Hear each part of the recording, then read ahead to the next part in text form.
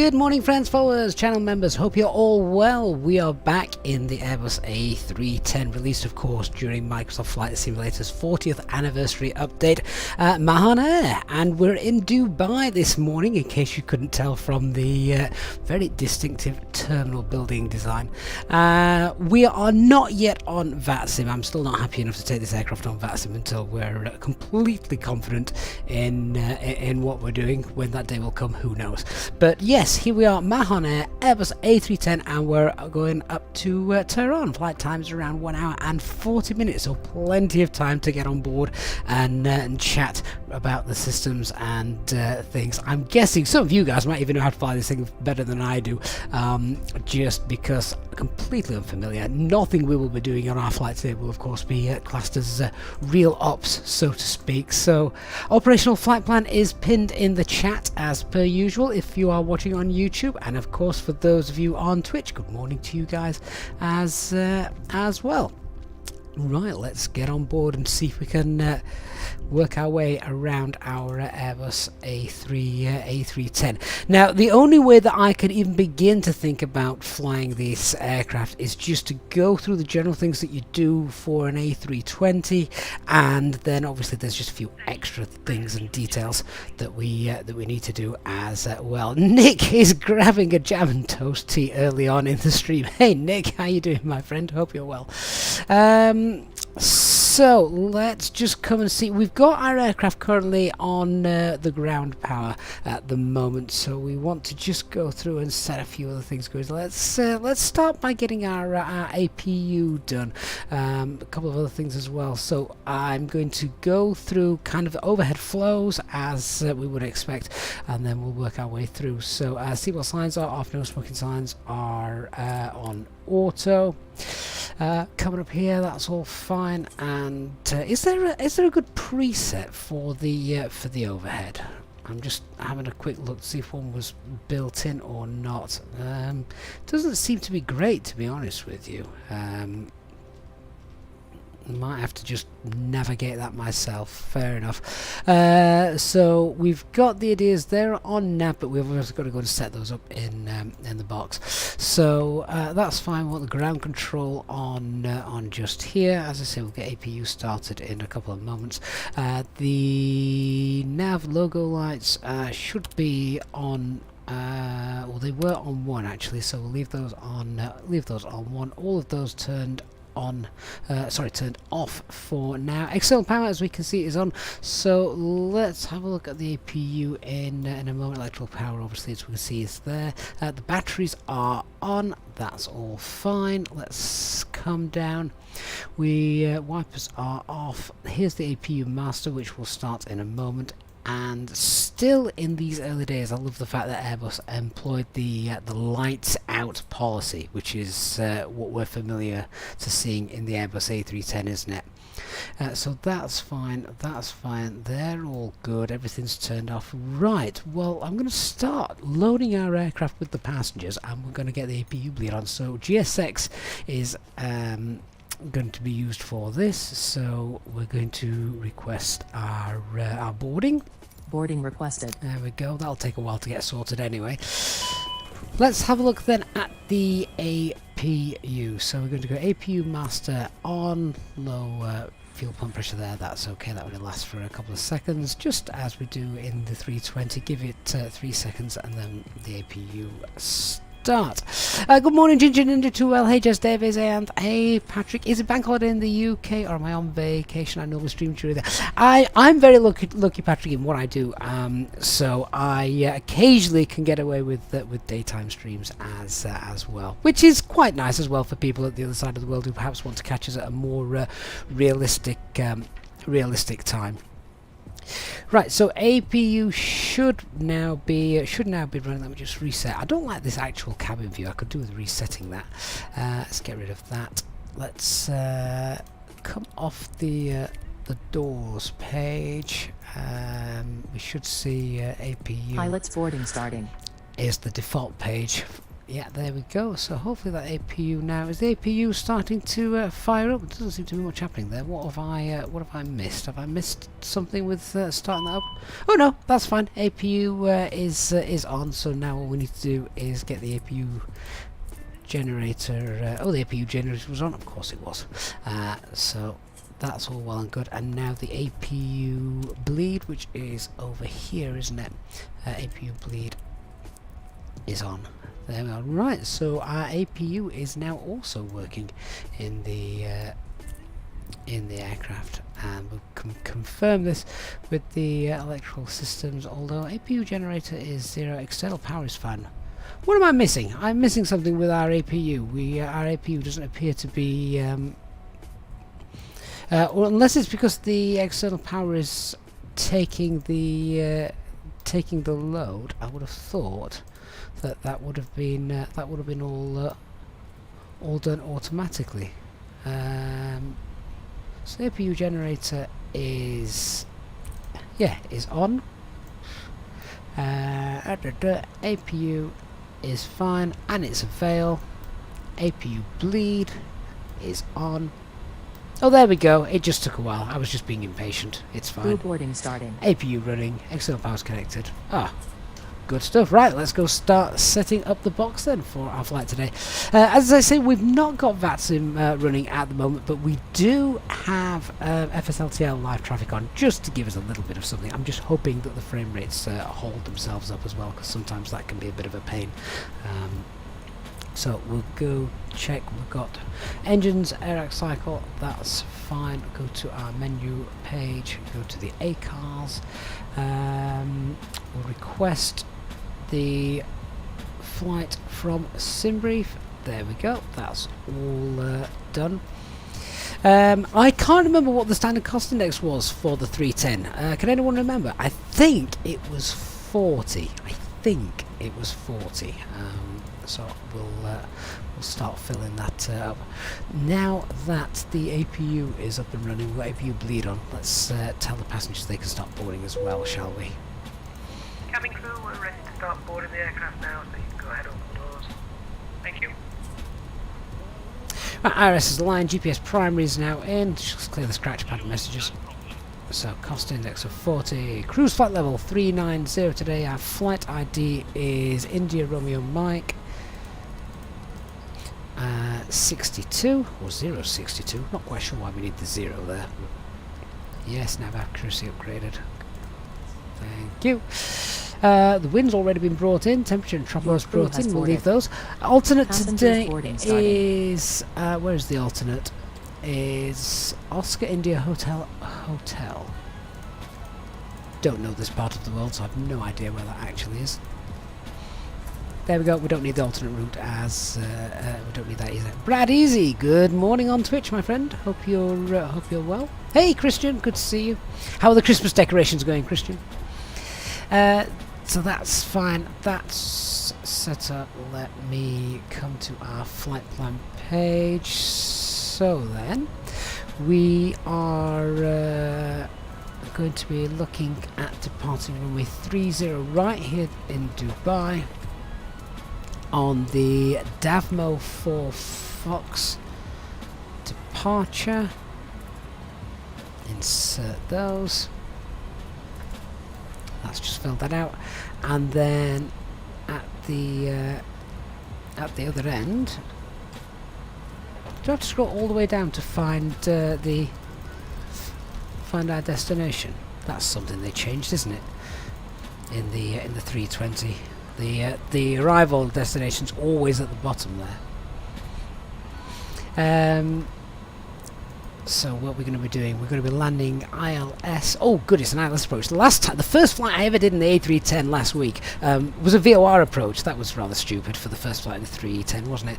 But we've got a nice ILS approach today. So ILS 29 right, and that's going to be Radal 3 X-ray, if we can find that one.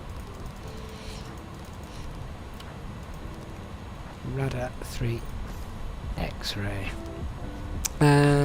Transition either via Delta 140 Oscar Russ or VR. Oh, I'm going to need the charts. I have no idea.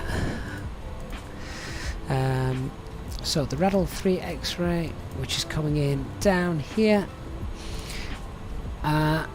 Oxava is the initial approach fix. What have we got after that?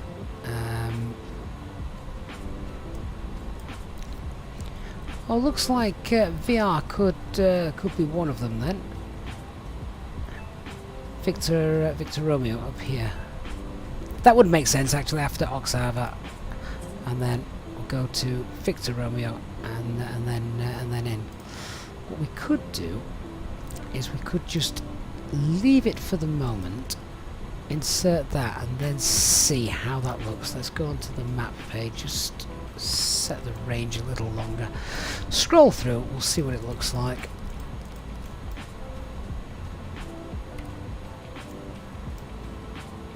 So there you go, flight up north from Dubai. Go, go, go, go, go, and oh, there it is. It's all in. I think that's it. Spot on. That's a relief. Okay, so flight plan is done. Let's have a look here in Dubai if we've got any VORs. I'm sure we've got some sort of nav aids that we can tune to in case we need to fly those in anger. Have we got any VORs actually in Dubai?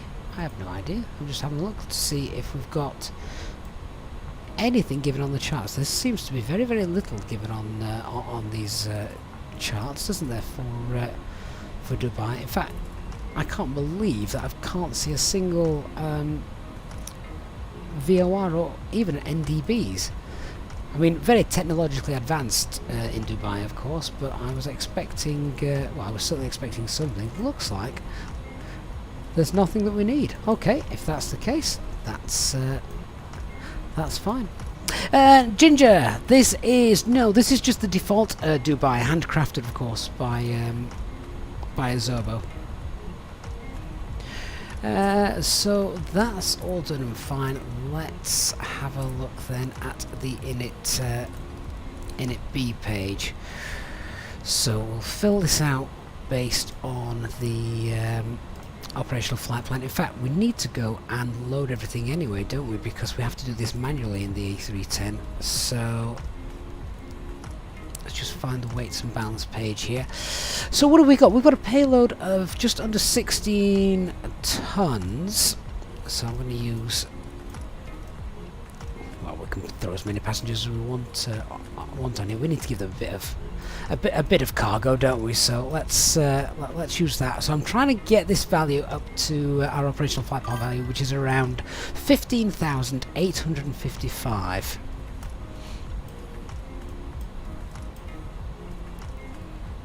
That's not far off, actually. That is it. I do wish there was an easier way to do this, but there's not. You just have to play with the sliders a little bit. Oh, that was close. Let's try 60. Let's try 170 passengers. No, too fat. So 69. 68. Oh, that's right. Do you know what? That's close enough. That's slightly heavier, about 100 kilograms heavier, but that's fine. Right, our zero fuel weight then is 59855 on the flight plan. Sorry, 95855. So again, just slightly heavier. That's all right. Operational flight plan plug fuel is just about 11.5 tons. Well, quickly scrolling through, checking what we've got weather-wise today. We've got gorgeous weather everywhere, so I'm not going to be concerned with the weather. A quick look at the forecast as well for our destination. We've got the potential of haze coming in. Oh, actually, that's not until tomorrow. So, yeah, no real reason to throw in loads of extra fuel apart from the fact that the pilot doesn't know what he's doing. So we'll go with, let's throw in 12.5 tons of fuel.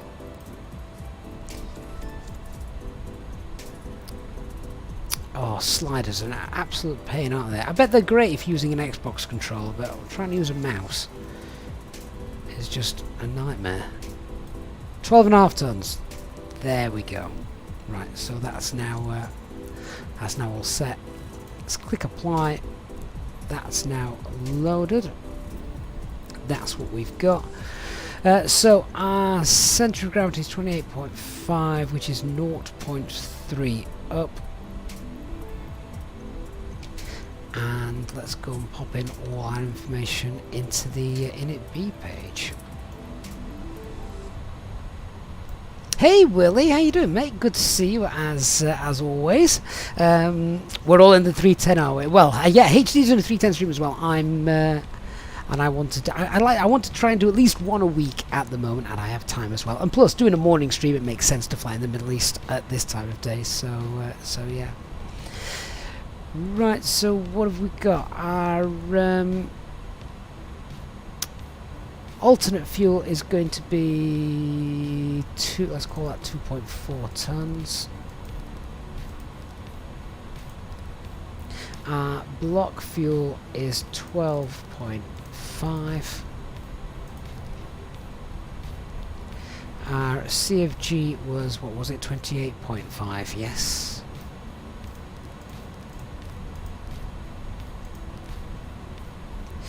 And our zero fuel weight is 96.1.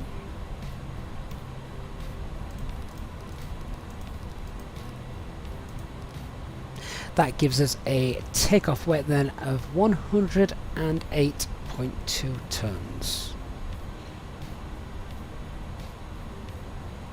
God, that seems heavy compared to a 320, doesn't it? Christian says that they will fix that so you can enter the weight numbers manually. That would be fantastic if they do that. It'd be wonderful once that's done. The doors have just been closed and self-loading cargo still got 21 passengers. So that's quite annoying for them. get that door back open again. There we are. This aircraft seems to work quite well with self-loading cargo, which is neat. So that's good. Right, now we need to do our takeoff performance. So let's work this out. So the takeoff runway available. What have we got? Well, let's bring the chart up and see where we are and where we're going to taxi to. So we're parked at stand Alpha 3, which is down here. Let's do full length. So I'm going to go from Mike 15 Alpha. So where's my minimums page? Mike 15 Alpha. Where are you? God, this is big. 2 right, 30 right. Mike 15 Alpha. Taxiway Mike 15. That'll be the one, won't it? So that's 4,175. Oh, hang on, what's 15 Alpha here? Departure from taxiway 15 Alpha or taxiway may be subject to a delay. It must be requested from. Oh, well, that doesn't matter. We're not on VATSIM or anything daft like that. So, right. 15 then. So, 4,175 meters.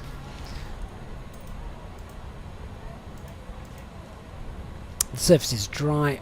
Runway direction is, we've got a suggestion there of 302. Always worth checking that on the charts just to make sure. It's 299, that's why we check.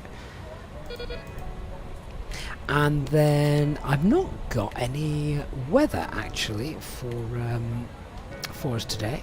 I don't know, you can't get weather through the tablet in this, can you? Do you know what, I'm just going to use the METAR option here in VATSIM. That would work, wouldn't it? So there we go, 290 at 8. Let me scribble this down. 290 at 8. Temperature is 30. Few clouds 45. QNH is 1014. Right, let's fill that out then. It'd be good if you kind of gave a suggestion here as well, and that was linked to the METAR. That'd be quite neat. So that wind 290 at 8.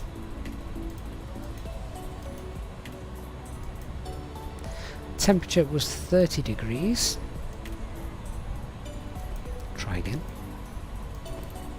and the QNH is 1014. Our takeoff weight is 108.2. We're going to use flaps 15, anti-ice off, air conditioning packs, we'll leave those on. Let's calculate, see what we've got. Right, so the flex is 59, that is set over here. Oh, hang on, now everything's up and running. I forget we have to turn some more systems on, don't we? So we want those on, those on. Refuel is complete as well, so we can turn all the pumps on. Put the seatbelt signs on as well now that's finished too. Leave the probe heats off for the moment. Right, so what was the flex? 59. So it's going to be flex takeoff, set that. There we are. V speeds then, we've got 138, 138, 165. So 138, 138, and up here we need to set 165.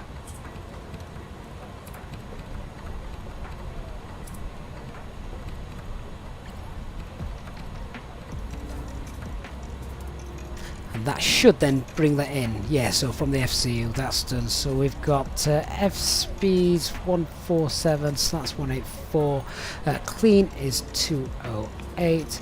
Thrust reduction acceleration values, we'll leave it as noise abatement 2. Engine out acceleration, yeah,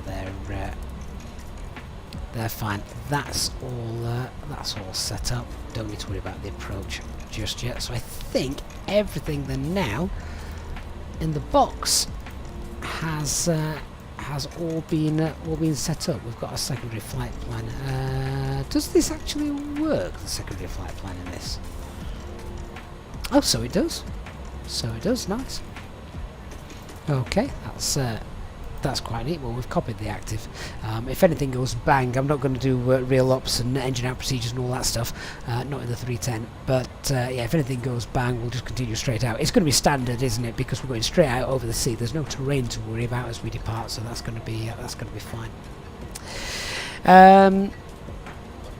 Amy, good evening, or good morning rather, says, for the Phoenix 320, what do you usually set for the contingency fuel and reserve fuel?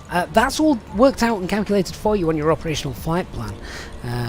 You could obviously add more to that if the weather's looking a bit rubbish at your destination in case you need to go around or hold, things like that. Paul says the Phoenix AFB is definitely superior to the A310. Only, I think in some respects with regards to the information it can access, but I quite like the layout of the A310. It does what it needs to do, doesn't it? Paul, I don't have the Dubai airport scenery. I have the default Azoba handcrafted, which is absolutely good enough for me given the amount of times that I fly in this part of the world. Right, that is all set up. That is all done. Box is sorted. Calculations are done. We just need to go through and set up a few other things. So our initial climb on our departure is 4,000 feet today, and I also need to change the heading selector to the runway, which is 299. These feel really slow to turn compared to the Phoenix. There we go, 299. So I think now I can pop on the auto thrust. Can I not pop on auto thrust yet? Oh, probably can't. The engines aren't running, can I? Can we select nav and profile yet? Yes, we can. So that's fine. Also need to set landing elevation, which I've no idea what that is. Oh god, it's quite high. 3,256. Compared to Europe, that's exceedingly high.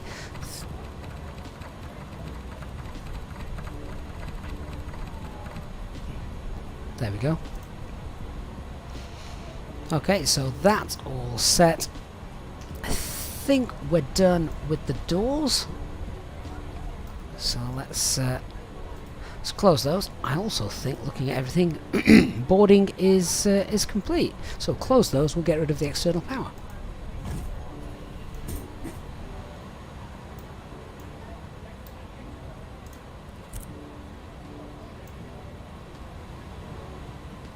Captain, all passengers are on board and we're finished setting up.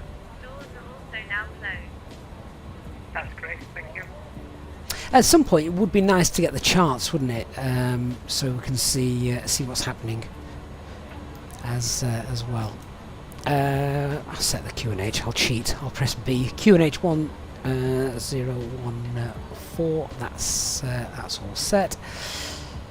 So, for anybody who is familiar with the A310, can anyone think of anything I may have missed?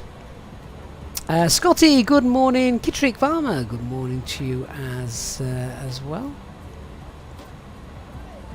Richard Harrison also says good morning, joining us in Dubai, heading to Manchester in the Neo. Oh, I've not flown the Neo for a while. We really need to get that back out, don't we? Okay, I think we're ready to push and we're ready to go. Seatbelt signs are on.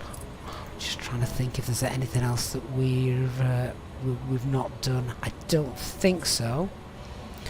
I think everything's done. I think everything's ready. Yeah. Oh no, they are armed. That's fine. That's fine. Okay then, well let's do a very quick departure brief. So the weather, we've got no concerns on departure. We're going to have a more or less a headwind on departure as well. We've got fuel clouds 4,000 feet. It's nice and warm. It's 30 degrees, so that's quite nice as well. For those of you who like warm weather, runway is dry, runway is long. All good things. Aircraft is type A310, fully serviceable. We have a working weather radar as well, which is quite neat in this aircraft for what it is. No NOTAMs to worry about today. Threats to be aware of. Unfamiliarity with the airport. Unfamiliarity with the aircraft. Other than that, we're golden. Let's have a look at the chart so we know what we're doing taxiing departure wise. So we're parked at Concourse A. We're at stand 3. Yeah, we're stand Alpha 3. So we're going to push back, taxi down on Kilo. We'll cross runway 30 left at Kilo 12. We're departing Mike 15, full departure. On departure then, if we've got anything daft with regards to our speeds.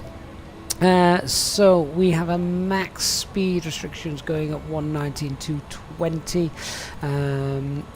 Now, what was our clean speeds there? 210.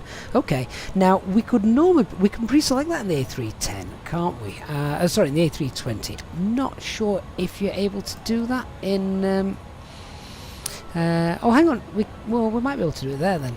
Let's just pre-select clean speed, which is 208. I don't know if this will work. I'm going to pop that in and see what happens. Might work, might not. I've no idea. We'll find out together. Colin Evans, good morning, sir. Hope you're well.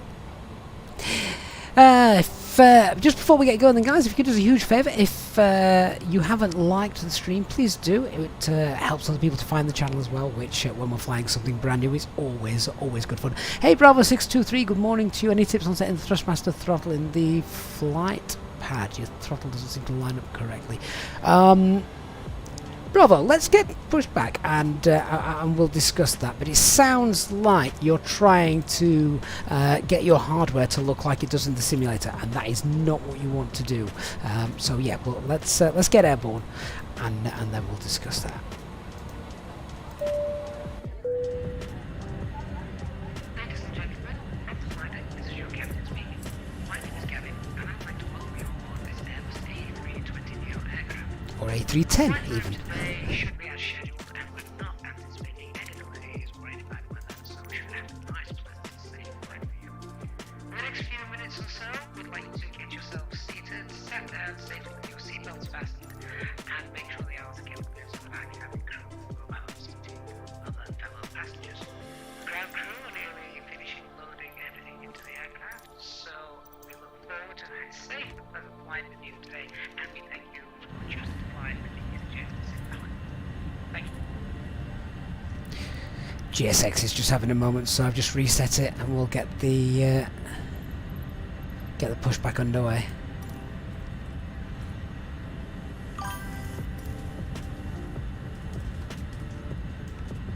Hey Dylan Control, and thank you for the follow.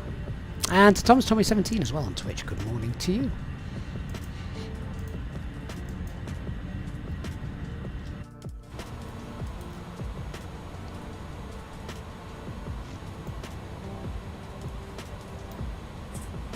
Hello, Captain. We are ready for pushback.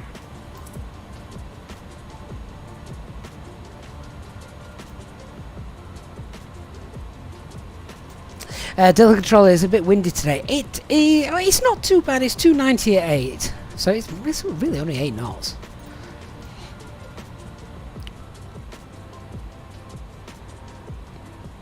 Looking forward to this flight though. Different scenery, decent length flight time as well. About 1 hour 40 minutes. Hey Mitov on Twitch. Hope you're well. Departure checks completed. Bypass pin inserted.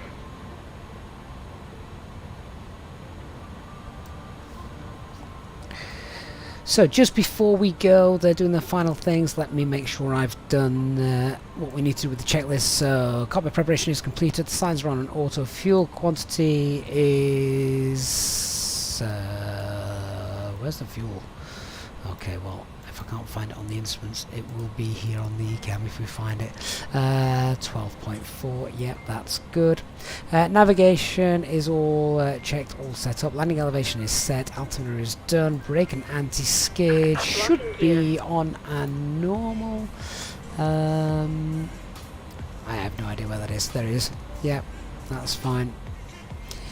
Right, so I think we're ready to go. We don't need to worry about ATC because we've not got any ATC today. We're just on our own.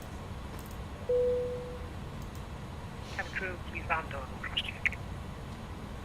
Right, so we've effectively got our takeoff, pushback clearance, etc. So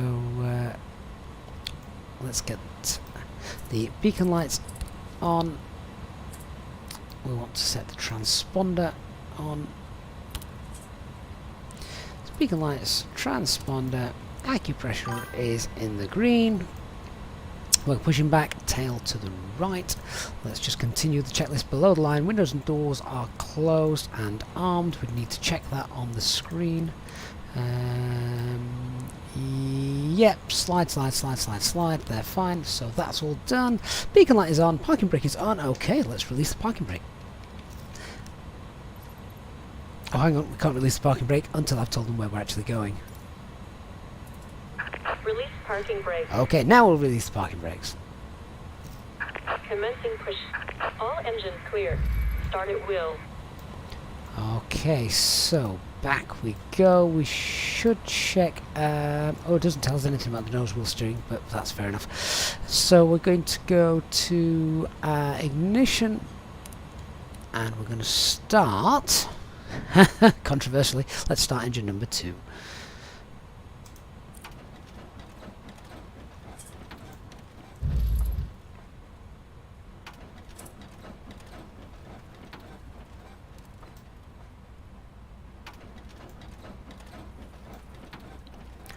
So we just need to wait till that gets up. I can't remember what value this needs to get up to before we start throwing the fuel in there, but I think that's high enough.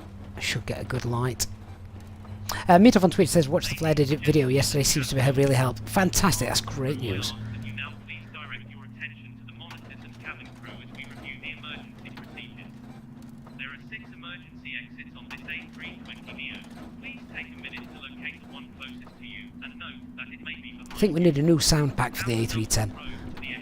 Keeps calling it a 320 Neo. Stay calm and listen for instructions from your cabin crew. Oxygen masks will drop down from above your seat. Place the mask over your mouth and nose like this and pull the strap to tighten it.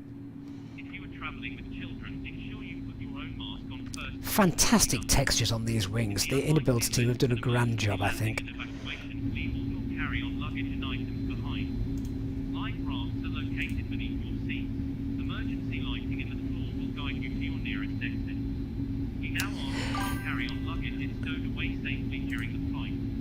Whilst we wait for takeoff, please take Paul, glad you like the custom views. I might make some more up whilst we're actually flying today. We've got plenty of time, and then Parking brake. I can share those for you guys. Okay, Waiting your confirmation parking for a brake good set. engine start. Service will commence once we are in flight. Let's start engine number 2. You will now join the channel as a member and take advantage of the I'm just going to get rid of GSX actually, before they break anything. Cockpit to ground. We have a good engine start. You can disconnect. Okay, engine 2, we're happy. Let's start engine 1.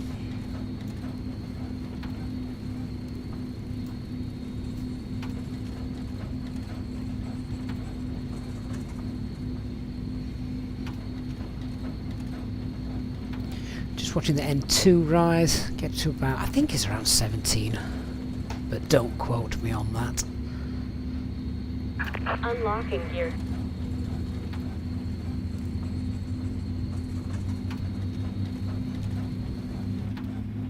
Oh, good lord. Bit vicious, wasn't it? So yeah, Paul, glad you like the custom views. Nick says great landing video yesterday, by the way. Thank you, Nick. Hope it's helped some of you. Well, you might have to get GSX now. It's $22 US. Is it? Have they okay.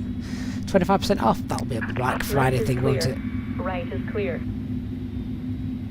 Good morning, Jayhawk.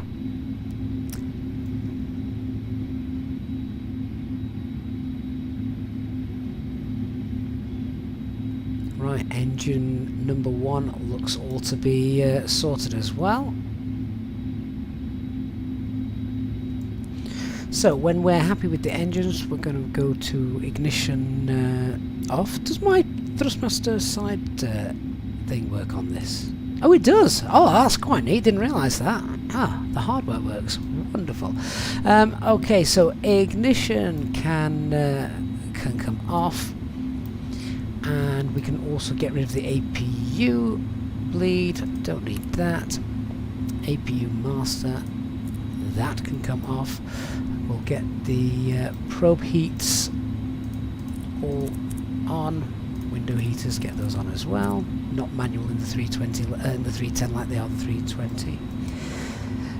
So now we're going to arm the spoilers. We check we've got our rudder at 0. We're going to go flaps 15. 15, which I think I've just set correctly, and we need to set the trim, which was up 0.3, so not very much at all. Right, that's down. Set it the right way. There we go.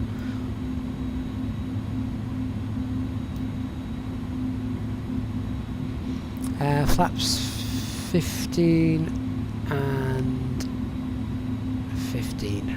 Yeah. Okay, that's all well and good.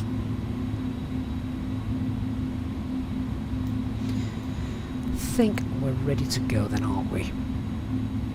Okay, let's just check our after start checklist. So the pitch trim is up 0.3, rudder trim is 0, the spoilers are armed, slats and flats 15. ECAM status is checked, anti-ice is off, hand signal has been received. Bear with me whilst First Officer George goes nuts on the postman. Thought they were on strike today. Back in 1 second, guys.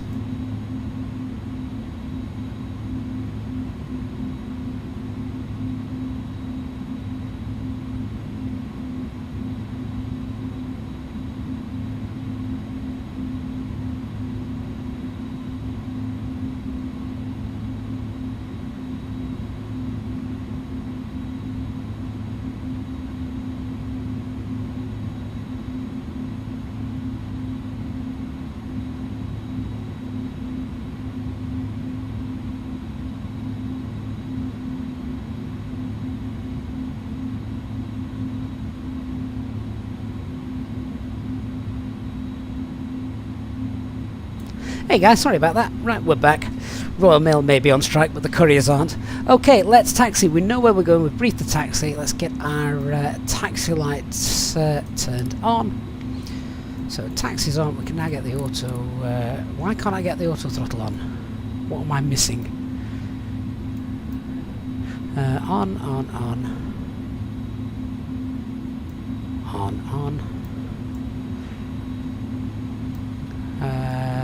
Manual thrust. I've broken something, guys. My auto throttle won't come on.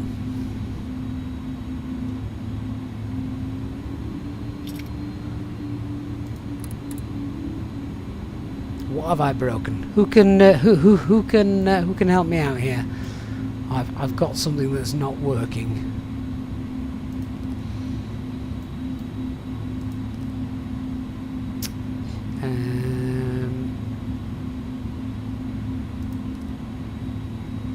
Cost index is 40, so that's all been set up.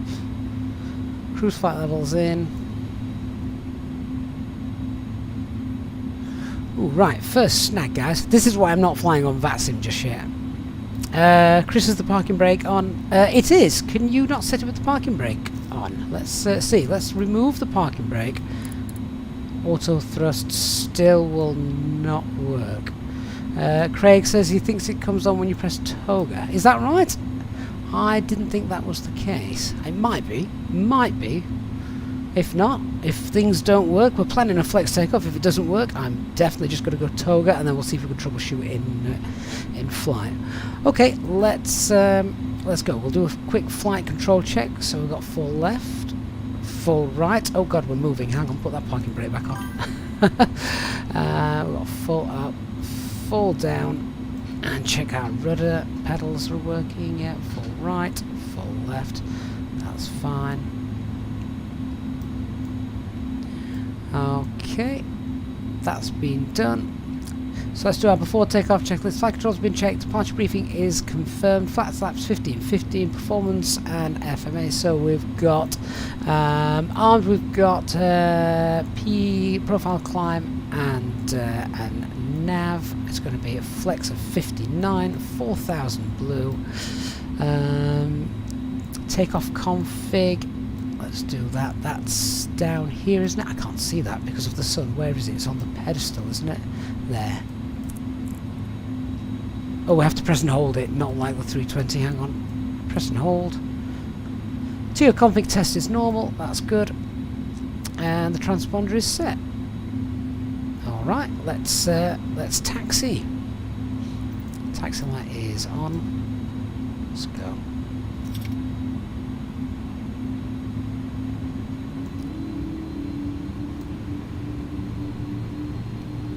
Yeah, it's just little things like that which throw you when you're not used to them. And again, it's probably the reason that I'm not happy enough yet to go on to VATSIM. It'll come. It will come. Definitely.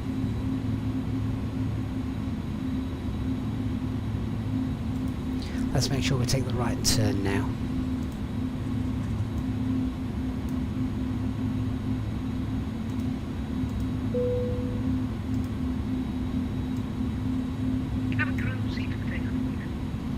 So I'm just trying to find the chart for kilo 12, which is what we briefed. What's that? Is that a Thai aircraft over there? It's quite nice. So auto thrust may only be available once we've actually set, is it 40 or 50% M1? I can't remember which one it is, to be honest. 40 or 50, isn't it? Alright, so are we left here, I think?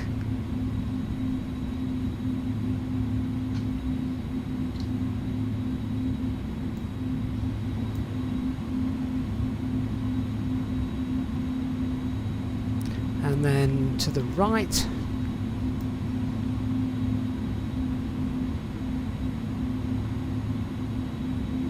There's a big cross there. That's that doesn't look right, does it? There's no cross on the chart. Oh, screw it. Let's just go.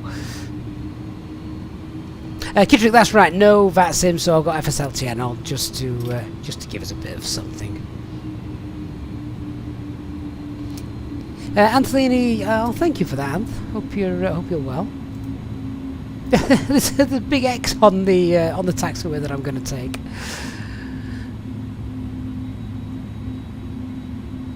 Maybe I should read those note tabs more clearly. Right, let's hold that there. Just check. We are going to be crossing what is an active runway, so it doesn't look like anything's there. But let's get the lights on. Let's scoot across it quickly.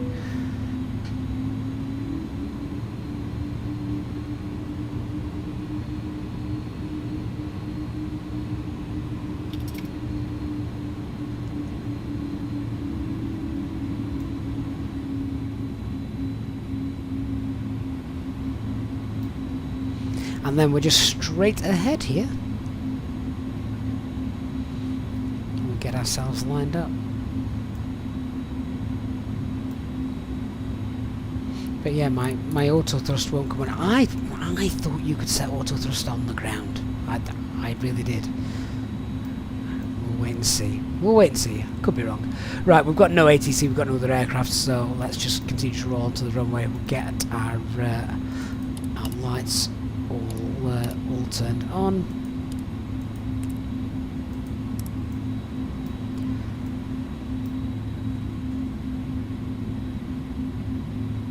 Oh, there is an aircraft there, look, just seen it. Did we just make him go around as we crossed the runway? Well, I didn't see him. Right, let's check. So we're lined up, we've got the lights on, let's get TCAS on, which is there. We'll get our weather radar on as well. I think that's the weather radar. I know that's the transponder choice, isn't it? 1 and 2. Where's the weather radar? That's down here as well, isn't it? I just can't see it. Transponder 1, TARA. Weather radar is there. And I think we're done. We're leaving the packs on for today. Let's check before takeoff. Checklist below the line. So cabin is secure. TCAS TARA packs are on. Ignition is. Do we need to have that to continuous for departure?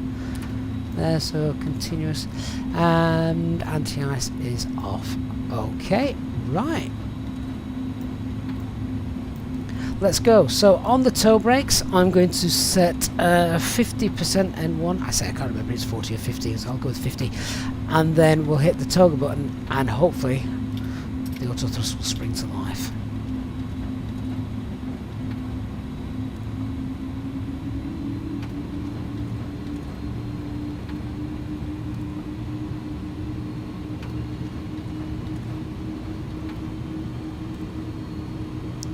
Just need to get engine number 2 working at a similar amount. Right, that looks fine. Let's release the toe brakes. Starting to roll. Does this work? Oh, we've hit toga. Auto thrust is engaged. We were worrying for nothing.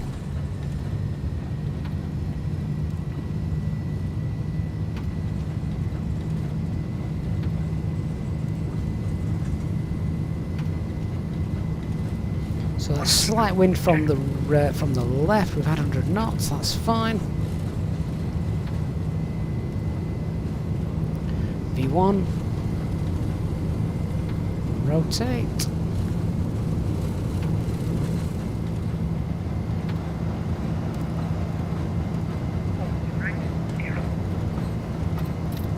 Gear up. Feels a little livelier than the 320, to be honest with you. Just following the flight directors for the moment.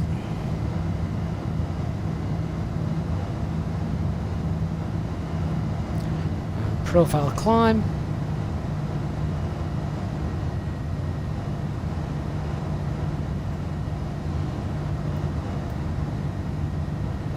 Okay, let's get autopilot 1 is now engaged. So after thrust reduction altitude, let's go to flaps config 1, continue to accelerate away.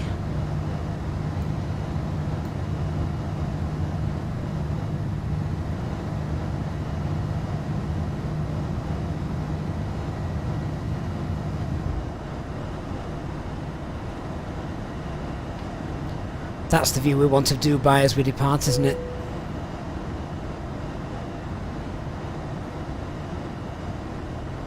Okay, no ATC, so let's just give ourselves a higher climb altitude. Let's set... go on, let's go up all the way to something in the teens, perhaps. Let's go up to 12,000, which is still below the transition altitude. That's 13,000 feet here.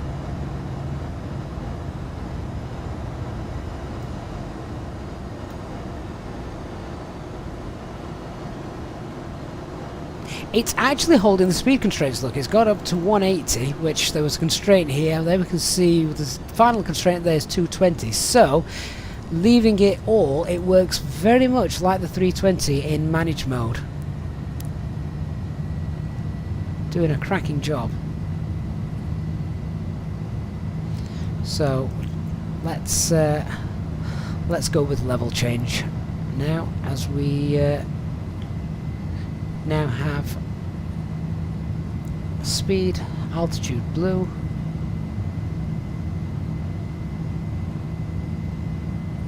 targeting 180 knots.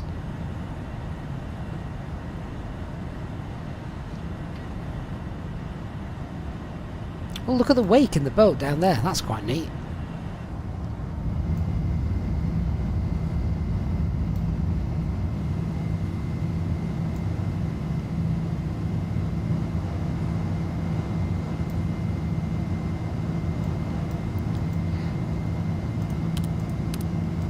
Wonder if the landing lights add any drag as well to the airframe like they do in the real world.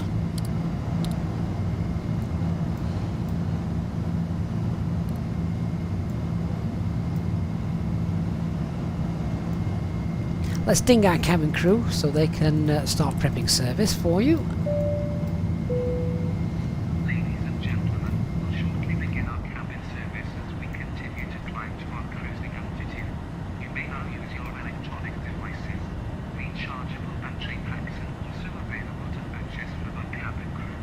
You can also ask them about joining our frequent flyers and becoming a channel member. Thank you. Paul, the custom views, not yet. I'm sure we can make those available.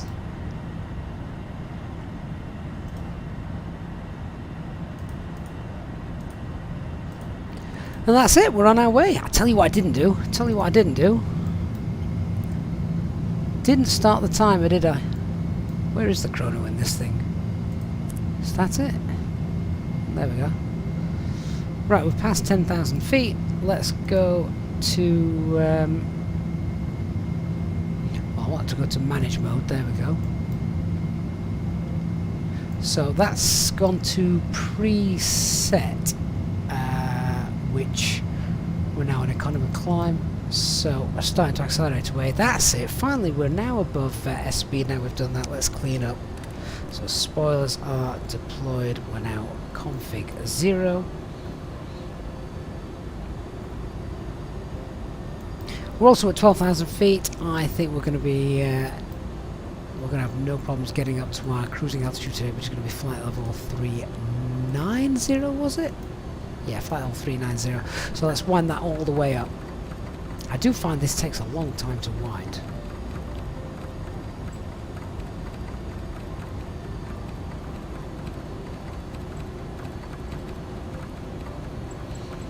What's happening with the speed?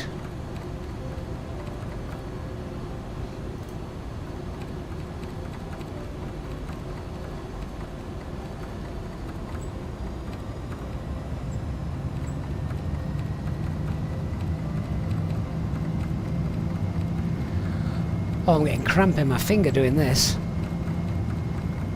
Can you change the altitude to 5,000, Paul? I think you can. I can't remember how to do it, mind.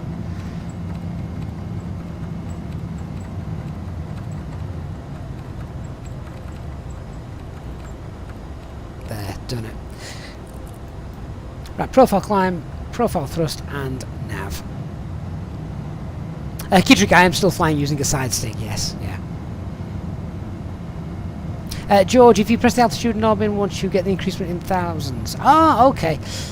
That's... I wouldn't have thought to do that. Obviously, the 320, you push in. I'm pushing for manage mode, not to change the values of increments. So, yeah. Technical Kirk, how's my fingers? Aching now, after that. Right, we're also going up to a flight level, so we want standard pressure, don't we? 1013, that's it. Great stuff. Little tailwind as well. We've got, well, the overall trip wind is a slight headwind of 5, but... So I think that's probably a better viewpoint, that, isn't it, rather than the default one. I can't remember how to set the default viewpoint. Paul, are my sensitivity settings the same as in the Phoenix? They are, yes. They probably shouldn't be. I just haven't messed around with them. George, and you pull it to engage profile mode. Well, that is the exact opposite then, isn't it, of the 320? Because you would normally pull to give yourself control. Right, I'm happy with how everything's working now. We're flying, we're not stalling. So let's get the seatbelt signs. Let's get the seatbelt signs off, and yeah, you guys can enjoy these beautiful camera views. Look at that. I mean, I think that's stunning.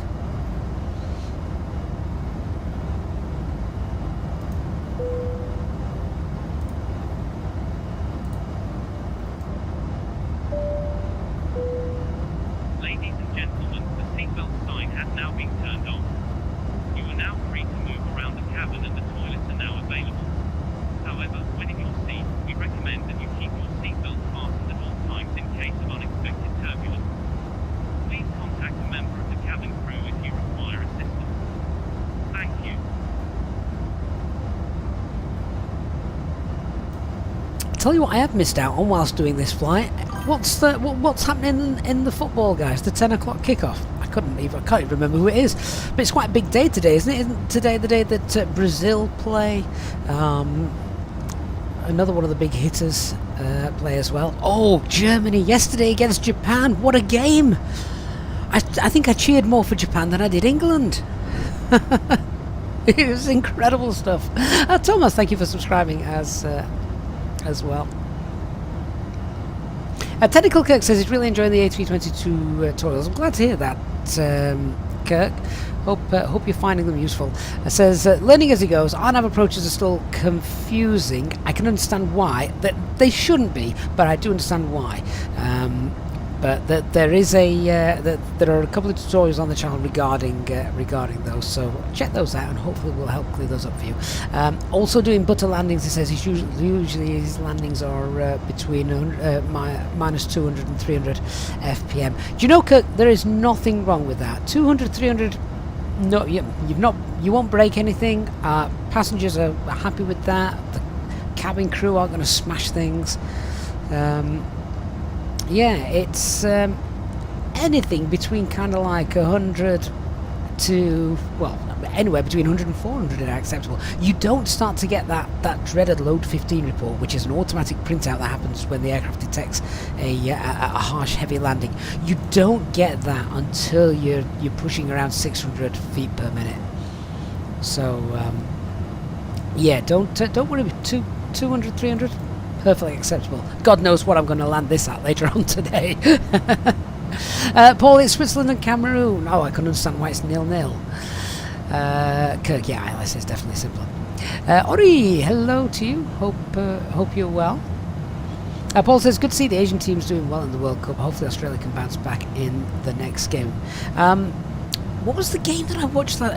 Canada and... was it Belgium? Was it Belgium and Canada? It was definitely Canada. I was so impressed with Canada. They came out fighting. They got youth. They hadn't got much experience, but they got youth. They got energy, and they ran them ragged. I felt really sorry for Canada yesterday because that wasn't fair on them. Oh, we've got an after takeoff checklist. I don't have that in the 320. Flats and slaps retracted. Gear is up, and oh, I've got to put it into the neutral position. God, that's a bloody Boeing thing, isn't it? How the hell do I do that? There we are. Packs are on. Altimeter is set. There we are. Kirk, how do you avoid hot brakes? That always happens. Do you use GSX? Are you talking about in the pushback? Because that's a GSX fault. You can just clear that fault. In fact, if you watch my last couple of streams in the Phoenix, then yeah, if you watch my last couple of streams in the Phoenix, you'll have seen it happen to me, and I go through how to get rid of that. Oh, Kirk, you're in the tallest A321. Oh, if you're having hot brakes, then that means that you're landing. Perhaps are you using manual braking by any chance instead of auto brake low? Which, to be fair, if you're flying onto short runways, then that would be absolutely fine. Paul says GSX is 25% off right now, worth getting it. I think so. I think it's good just for the pushback. Obviously you get some visual assist as well, but I think the pushback is really good.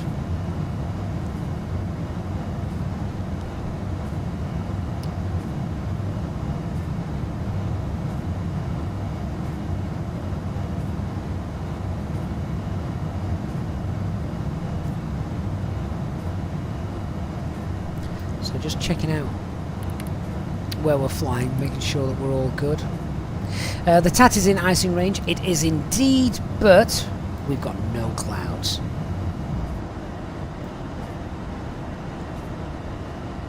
So we're over the Persian Gulf for a little bit, and then we're back over the land.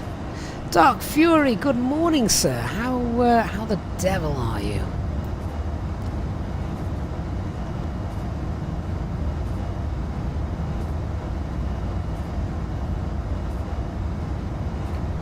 Weather looks nice and calm anyway. There's no white capping on the sea, is there?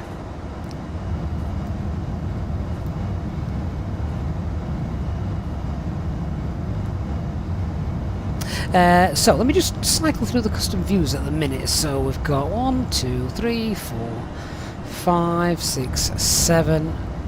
Oh, that's a nice view. I like that view.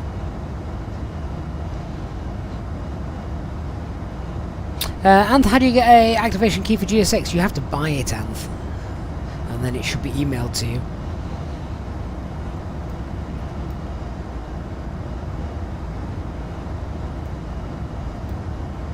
Not a cloud in the sky.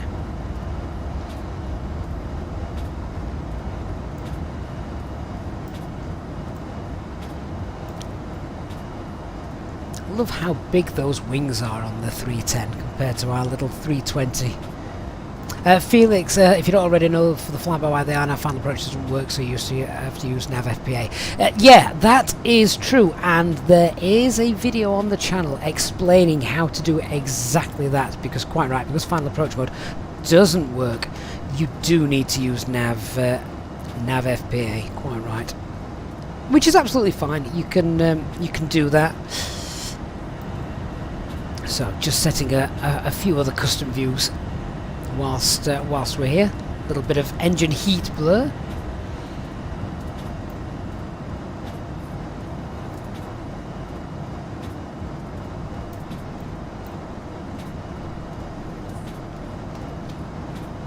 And then what I do want is a nice, there, I love this nose cam kind of image. I think that looks beautiful. Kirk, no, you don't turn on ILS for RMP approaches, no.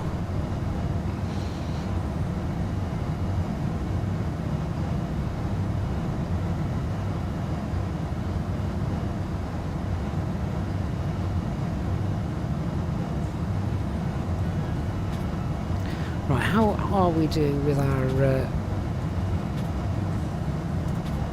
climb? Alright, we're actually climbing at quite a decent rate, actually. Mind you, I don't think, I mean, I'm no expert on the 310, I don't think we're that heavy. I think a 310 is far can cope with a lot more weight. Well, let's see, actually. So our takeoff weight today was about 107 tons. Actually, no, it wasn't. It was 108 tons, just over. And the maximum takeoff weight is 153. Yeah, we could have thrown so much more fuel in and done a longer flight. Maybe when I've got a bit of time. But Christmas is coming up, so we're going to have a full day stream going up to visit Santa Claus, aren't we? At some point over the festive season.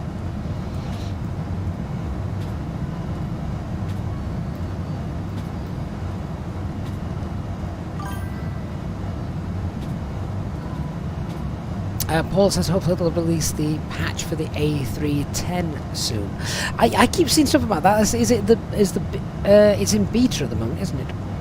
Latchy Frog on Twitch, good afternoon to you, or good morning rather.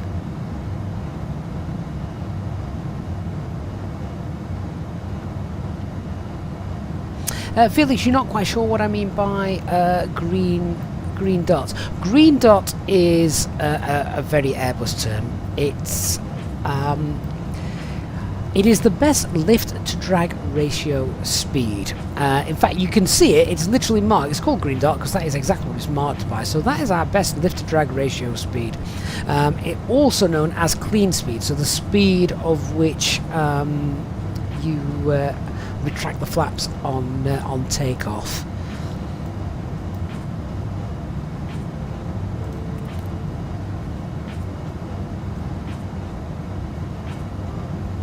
Now, if anything did decide to go bang here, I've no idea. My situational awareness is absolutely abysmal around here. I can see 2 airports over there on the nav display.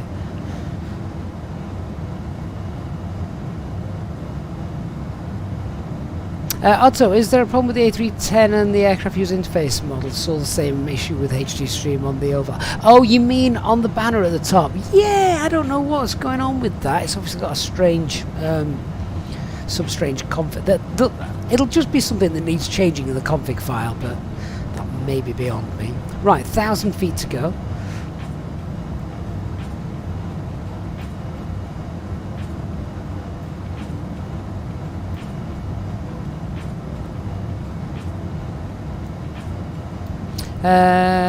Technical Kirk, you were looking for a checklist for the A320 and you saw an EasyJet checklist. It has so many to do. No, it doesn't. There's hardly anything on it now. It used to be huge. But since they moved over to the new standard operating procedures a few months back, it's certainly been streamlined. More in line with Airbuses. Now that is a remarkable view.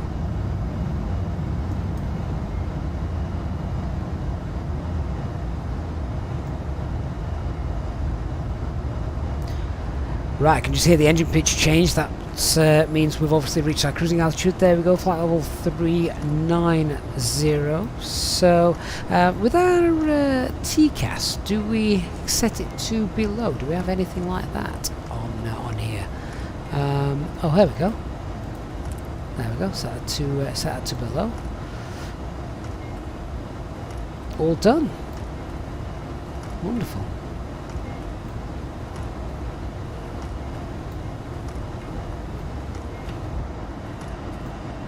Oh man, how neat does that look?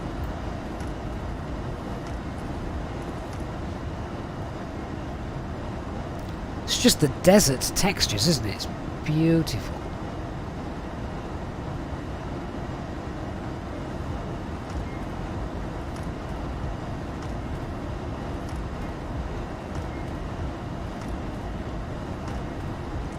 Latchy Frog on Twitch. Flight has been going very well so far. I had a small mental block with the auto thrust not engaging, but then didn't realise that actually doesn't kick in until you hit the toga button.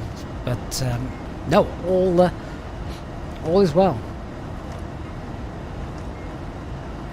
I mean, it says, what's that? The desert's not very nice when you're in a Cessna 172. I bet it's quite warm, isn't it? Paul, need to do more flights in the Middle East. I think though, because I get my kicks, if you like, in flight sim, in trying to replicate real world stuff, and you know that the channel's been based on A320 real operations, but now we've got an A310. Can't claim to fly the A310 correctly, but now we've got an A310. You can. It's exciting to be able to do these real world flights. So this is a real world flight. You can go check this up on Flight Radar 24 or whatever. This is a real world flight, and yeah, the fact you can fly this level, this quality of Airbus A310 in Microsoft Flight Simulator from Inibuilt, high quality, study level aircraft, and do it with textures like this beneath you, because let's be honest, flying in these remote parts of the world, like the Middle East, Iran, Dubai, those kind of areas, in previous incarnations of Flight Simulator. Well, it was just rubbish, wasn't it? Let's be honest. It did not look like that outside. It would just look like a beach code. There'd be no texture or anything. There might be a random road somewhere, but it did not look like this. And the fact that you can now fly around these remote areas and it look as impressive as that just makes you want to do more, doesn't it? I mean, look at the colours, the landscapes down there. It's amazing. Kidrick says, come fly in India. Yeah, well, funnily enough, Kidrick, one of the world updates coming up is going to be India, and that is because they have just released sort of like the satellite data imagery, I think, to Azobo and Microsoft, and said, yes, we're happy to hand that stuff over so you can get a world update out of it. And that is when it becomes really exciting, because we already know that we're going to have great images for like Europe, America, Canada, but when we start getting good satellite images for the more the lesser flown places, I guess, if you like Japan. Japan was one of the very early ones. In fact, I think it was the earliest one, if I recall. Japan was the first world update, and there's so much that they can do with it, but they obviously need the licenses and permission to be able to get those images, and Azobo have just been in talks with whoever it is in India, so that's going to be a future update, a world update in India. And if you can get all of the globe looking as detailed as you do North America, Canada and that, then how amazing is that going to be?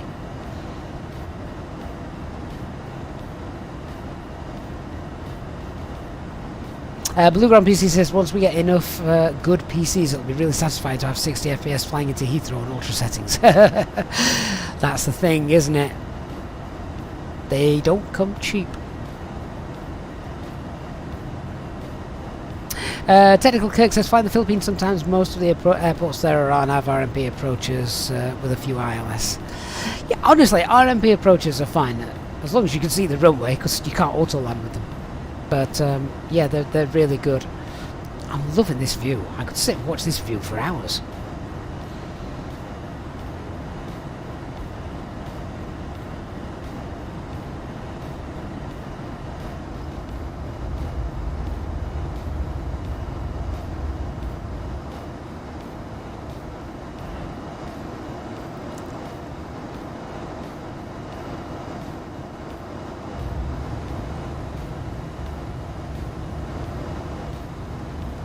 Good stuff. Just once again, guys, let me know, if you could, let me know what the audio levels are like. Obviously, different aircraft. For me, in my headphones, it sounds like the engines are quite loud, but it might be absolutely fine on stream compared to my voice and cabin announcements, background music, that kind of thing. So just let me know if it's all sat at a comfortable level for you. Right, so what time do we reckon we're going to get into Tehran? Does it tell us? Let's have a quick look. About 12:57 Zulu time. Beluga says audio level's good, Paul audio level's good. Captain says if there's music you can't hear anything. I keep it low down because it's incidental stuff. I could turn it up if you wished. Really get you in the spirit of things. There you go.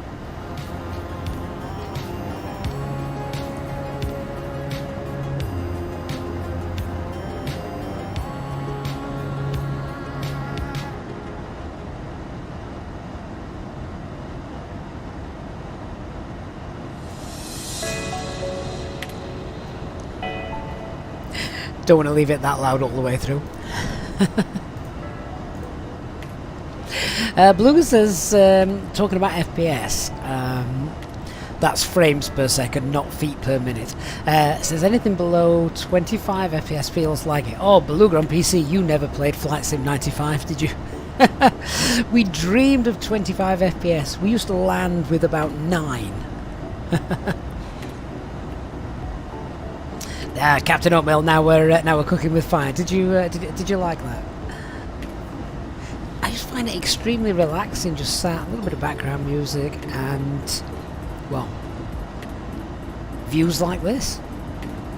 Why wouldn't you? Why wouldn't you indeed?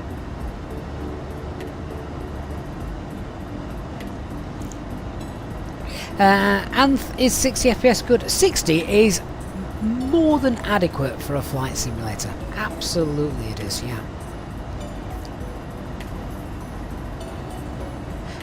I used to lock mine at 30, and 30 was absolutely fine. You've got to remember that this is a flight simulator and not a first-person shoot 'em up, where FPS is quite important. But normally, like, just look at the view on screen now, everything is moving very, very slowly. Or it should be. Everything's moving very slowly, so you don't need... God, that looks good. You don't need really, really fast response times. How good does that look? I'm just amazed at seeing colours outside the windows that aren't green. That's all you see in Europe, particularly this time of year, because of the wetness.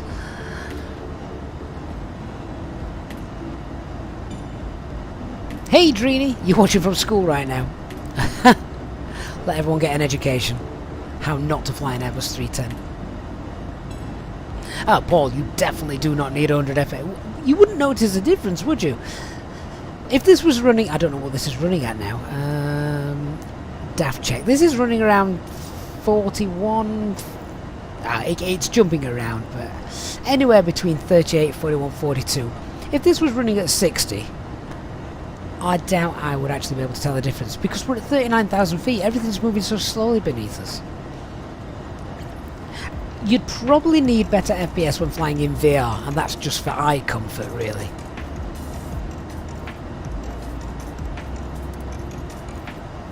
Technical Kurt, God no. No.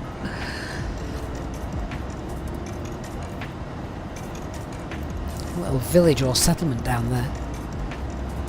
Ninja, am I locked at 30? No, I've maxed it to... I think it's 45 I've maxed it to. But I did used to lock it at 30 when I had a GTX 1660. So, it all depends on your performance.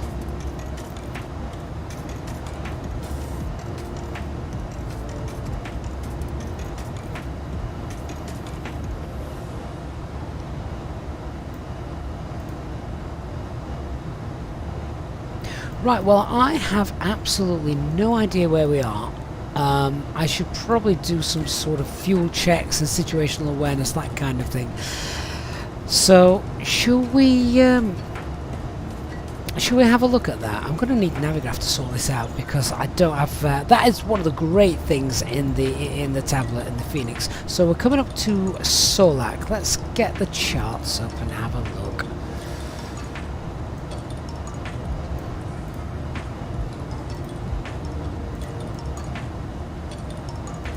So we're coming up to Solak just here. What airports do we have around us? Let me see. I'm just useless with my geography in this part of the world. That's that's the real issue. So we'll get some on route weathers. So Oscar India Sierra Sierra isn't going to be too far away from us. Let's have a look at that.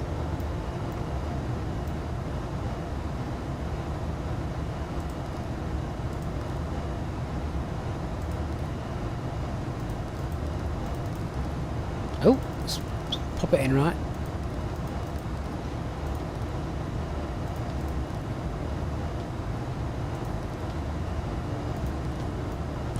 So we'll go down there. Oh, look at the wind. 0 wind, 7 kilometers, few clouds, and 1, 1019. God, the difference in temperature though. We've only been flying a few miles. It's 18 degrees there. It was 30 in Dubai.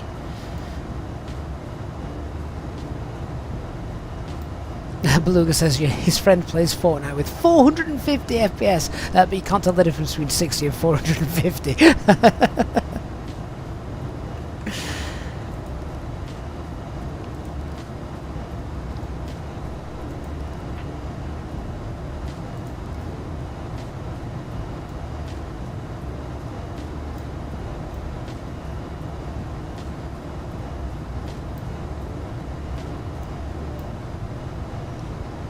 Almost looks like a lake, that over there, doesn't it?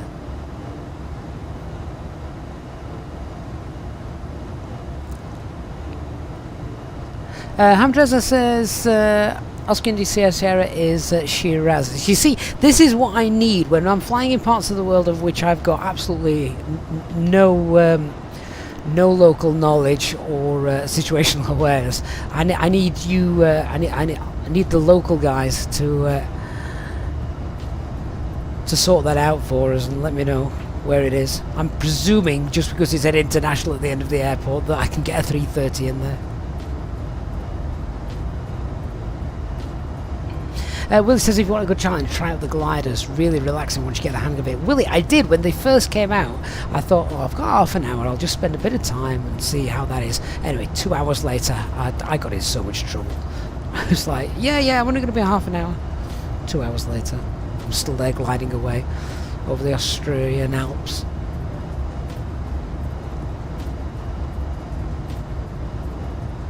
Amir says, oh, you can, big airport. That's what I wanted to hear, Amir. Thank you for that. Ladies and gentlemen, we are about to commence our service of hot drinks and alcoholic beverages. Please assist us by ensuring your tray tables are down and that the aisles are kept clear of bags. Our drinks menu can be found in the pocket in front of you. We serve a variety of local and international coffee, tea, beers, wines, and spirits. Please note that alcoholic drinks will not be served to those under 18 years of age. We accept payment in cash or credit and debit cards. Thank you for your support of this channel. So now's the time to get your drinks in. You can check the menu out as well. Use the exclamation mark menu button, see the menu, and you can use your EasyJet, your Easy Points to redeem drinks, snacks, and things. I do like this feature that we've got set up. I think it just adds something to the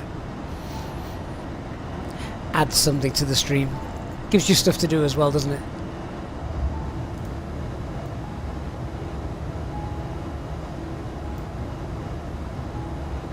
Beluga says you might buy FS Realistic Pro because it's on sale at the moment. It's Black Friday, isn't it? Yeah. Drini, do I plan on making tutorials for the A310? No. I don't know enough about this aircraft to make tutorials on it. Let's leave that to someone who knows what they're on about. I'll stick to the 320.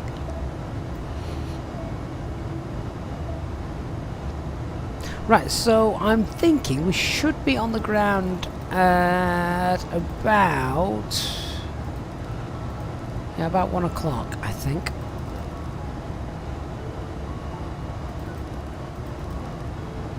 Yeah, about 1 o'clock.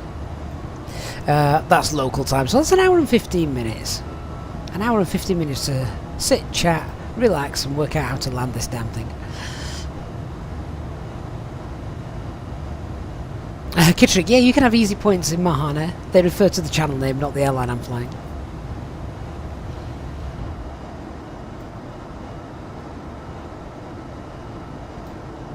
Who's the other passenger airliner with the 310? It's Iran Air, isn't it? I think Iran Air have got 310s. There's obviously a few cargo aircraft, but I like passengers. They load themselves onto the plane.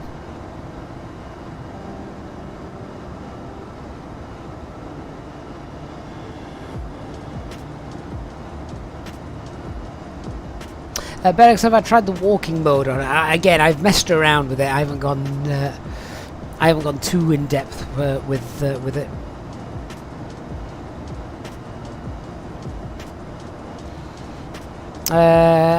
Howard Rosette says, yeah, Iran Air, they've got a few. It's a shame, I think. I think isn't there only Mahan and Iran that are flying passenger A310s at the minute?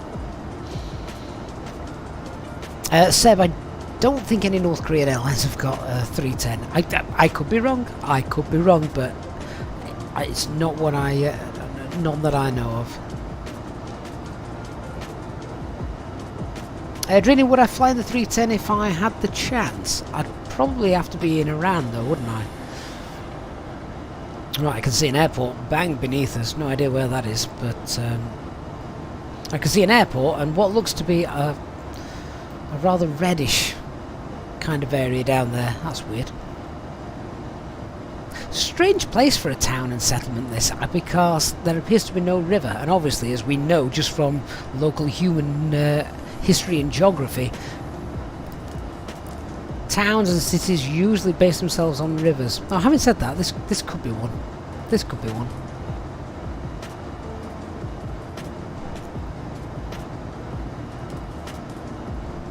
Ace Airstream, hey mate, how you doing, Ace? Not seen you for a while. That is a very good point though. Ace says if you're flying in this part of the world regularly, you need a menu that doesn't include alcohol or bacon sandwiches, because they wouldn't go down too well. Oh, I can't change that. Gotta have bacon sandwiches. Cold bacon sandwiches on an aircraft.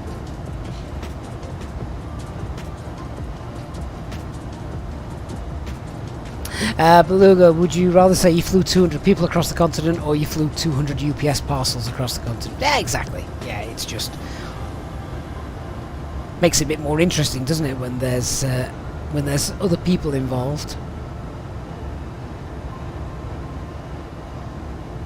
Trinity, suppose if EasyJet flew the A310? No, they've never had one of those.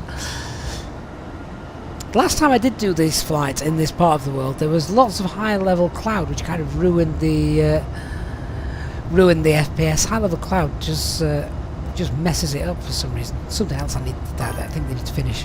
Bearek says Ariane and Afghan Air, German Air Force, French, Spanish. Yeah, lots of air forces use the A310. It's a workhorse aircraft, isn't it? Mr. Cash on Twitch, thank you for the follow. It can travel a long way. It's got a decent payload. Yeah, good choice for air forces.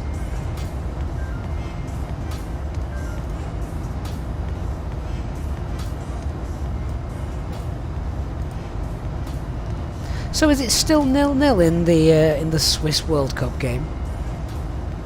Obviously missing that one because I'm streaming here this morning. But then, oh look at that! Down there. That looks kind of neat, whatever that is.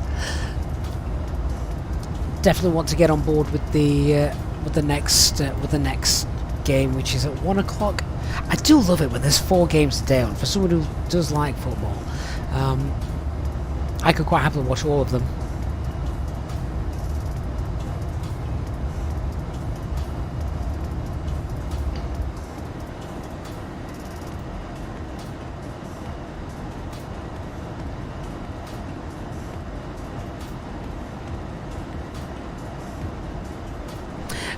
Beluga on PC says, you know this isn't a Phoenix stream, but I'm the only person that can make an A320 flight interesting for you. Really? They're all interesting. They're all interesting. Particularly when you fly into somewhere a little bit out of the ordinary, which is definitely what we're doing today for me. But thank you, Beluga. I appreciate that. That's really kind of you to comment. Berex, thank you. So Swiss are winning 1-0 against Cameroon. Can't say I'm too surprised at that, to be honest with you. But let's be honest, we all love a really good upset, don't we? Germany losing to Japan. Is it Argentina? Lost to... oh, who did they play? I forget now. But yeah, Argentina lost as well, didn't they? You gotta love cheering for an underdog. Hey, Meatov on Twitch says, is self-loading cargo app worth buying? You've watched some videos about it, but still not sure if it's any good, and they don't have an option to pay with PayPal. It's an interesting question, that, Meatov, because it doesn't get supported anymore. It's now what would be considered almost, no, can't call it abandonware because it's not free. It does, for me, it does a job. it does a very simple job. It's a very simple interface. I use it for announcements and adds to immersion, but it does do more than that. If I just bring it into the stream here, so yeah, it does do more than that. So you've got information from passengers. I mean, I don't use any of this.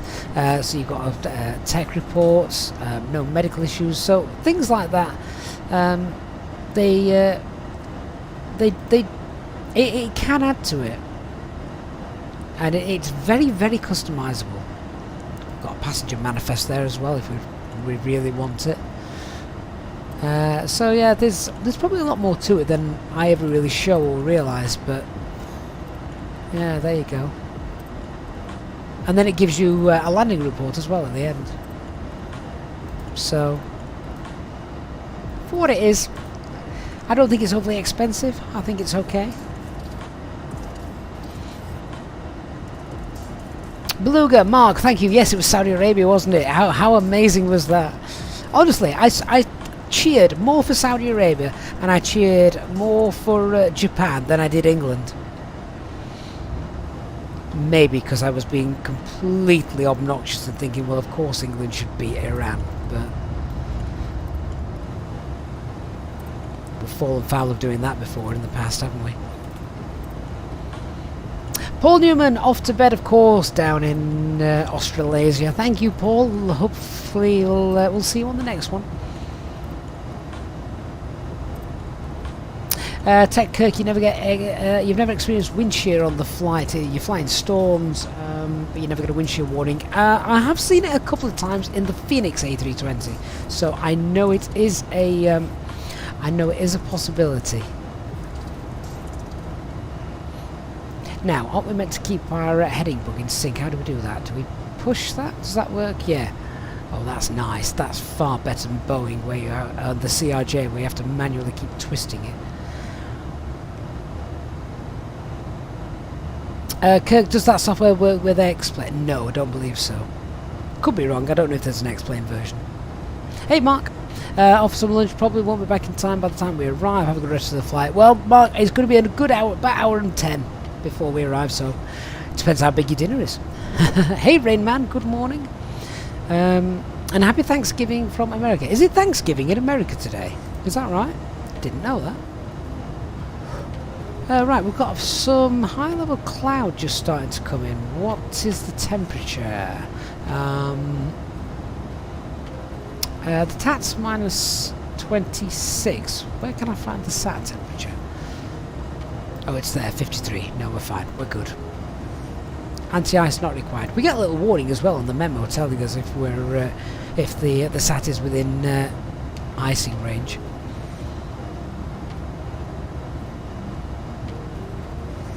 Rainman, Japan victory over Germany was quite exciting. You're absolutely right, it was. It was amazing. Let's do a quick fuel check then. So we've just passed Davut. Going to need my operational flight plan for this. How much extra fuel did we take? What did we take fuel-wise? I just can't remember now. We took 12.5, didn't we? So we've got about 1.3 tons extra. We've just passed Davut. Just need to find that. Right, so we should have around 8 tons of fuel. What have we got? 7.9. That's all good. In fact, that's perfect.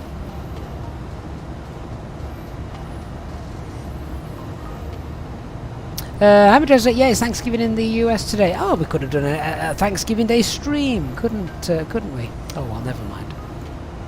I always find it strange that Thanksgiving is this right? Well, I'm totally useless with American holidays and things, but is Thanksgiving always? Is it the third? I want to say the third Thursday in November. Is that right, or have I just made that up?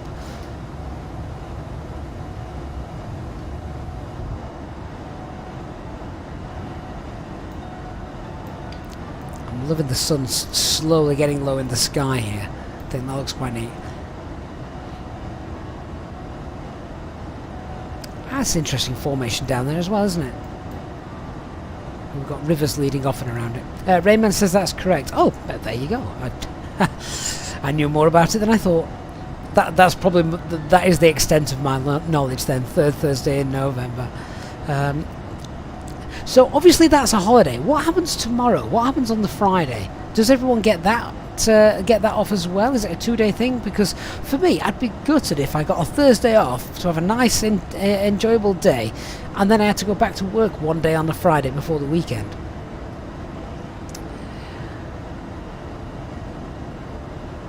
Rayman, is there a Thanksgiving holiday in the UK? No, we're miserable. We don't give thanks for anything over here. Hey, Von McLean, how you doing?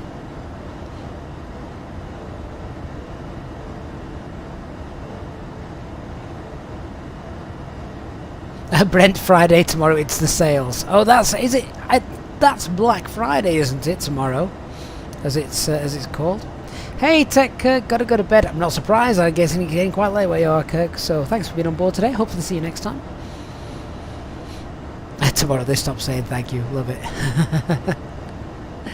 Naturally, what made me admire EasyJet so much over all other airlines, I think it was more the fact that I had the knowledge of sort of like their operating procedures and things, which meant that I could make things as realistic as possible here in the simulator for you guys to enjoy.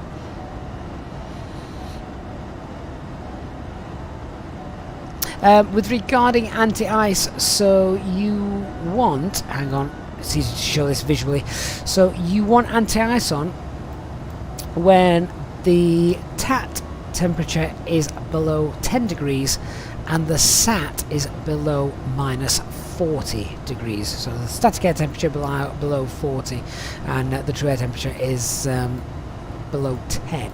And, very important this and you're flying invisible moisture like clouds or rain, mist, etc. Willie Thornton says, yeah, it's normally a 4-day weekend, but obviously it depends on the jobs. Yeah, more and more people obviously work now. 9 till 5 is becoming less and less the norm, isn't it? I mean, let's be honest, if I was ever in the unbelievably fortunate position to do this, for example, full-time, then I wouldn't have a 9 till 5 job. It would just be a, well, let's sim, let's enjoy, let's fly. And I'd do a lot more long-haul flights, that's for sure. Ladies and gentlemen, our cabin crew will be around shortly to commence our hot meal and snack service. Please ensure that your tray tables are in the downward position. To assist our cabin crew, please keep the aisles free of bags and any other items you may have. The food and snacks menu can be found in the back pocket of the seat in front of you. There is also a children's selection of food and healthy snacks available. Please dispose of any rubbish you may have in the bags provided at the end of the aisle. We accept payment in cash or credit and debit cards. Thank you for your support of this channel.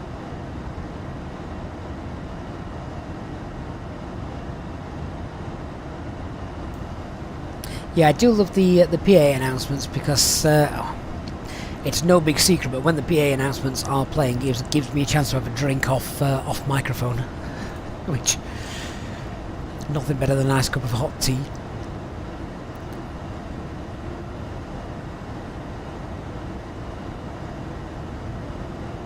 Tuta, do I use the Thrustmaster TCA yoke? No, I'm using the side stick just because I normally fly the 320. Yeah, been slightly unrealistic today flying our R310 with the R310 with the side stick. Chris God says we need to see passengers. The problem, Chris, is things like that, they drain PC resources, don't they? And I'm not that bothered about passengers. I'd rather just have perfect views out here and all the instruments working, that kind of thing. Beluga says he went on a real-life flight a few weeks ago. You haven't been on a flight since COVID. Forgotten quite a few things about flying. But is it common to have constant mild turbulence? Oh, it can be. Yeah, of course it can. All of that is weather dependent and jet streams and things like that. But if you've got light chop all the way through, it's just as it is. I think that is what makes a lot of passengers nervous, turbulence, because they assume that the turbulence is just going to throw an aircraft out of the air. Well, that, to my knowledge, I could be wrong here, but I'm 99% certain turbulence has never been the single cause of an aviation crash.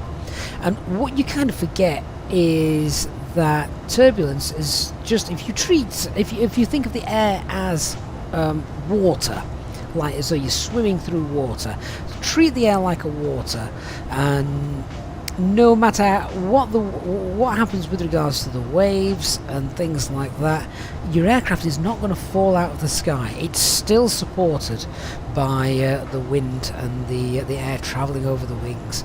So turbulence is annoying, but not really life-threatening to the aircraft. Wake turbulence, however, that's a different matter. Rayman, between this and the Phoenix, which do you like more? I guess I'm a little bit biased with that question, Rayman, just because my knowledge of the 320 is far greater than the 310. But as an actual aircraft to fly, it's nice, it's study level, that's what you want. I prefer this over the PMDG 737, but again, that's probably just because I'm more Airbus than I am Airbus philosophy than I am Boeing philosophy. Although when I jumped in here for the first time and saw the level change button, I thought, oh god, it's a Boeing in disguise. Helldriver 64, good afternoon from Germany. Oh, we'll not mention the football. We have just been talking about how amazing Japan were. Certainly wish I'd put a bet on the outcome of that game. Though if I had, I'd have probably got it wrong.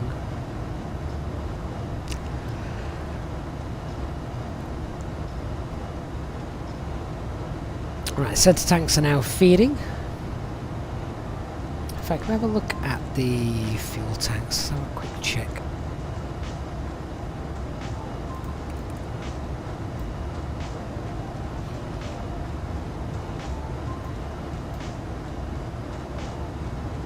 So we've got 7.4 tons of fuel left.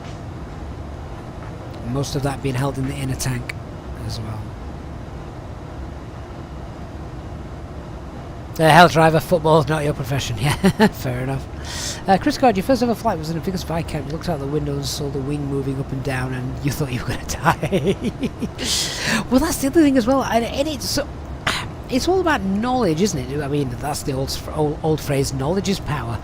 So if you're getting into an aircraft for the first time and you're a little bit nervous, you don't know what to expect, and suddenly you're rolling down the runway, or you're flying along and there's a bit of turbulence and you can see the wing physically bouncing up and down,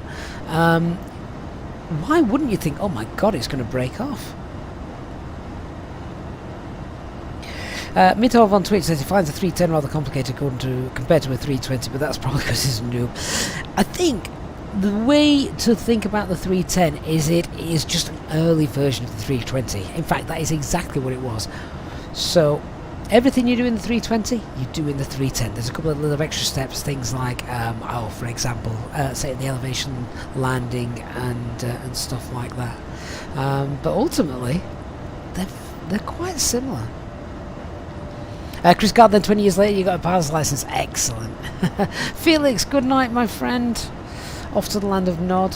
Hope you have a good day tomorrow. Happy Friday for tomorrow. Ryan Video says his German friend yesterday asked him what does he have to do to get English citizenship. Never thought I'd see a German asking permission for that. Great formations down there, isn't there?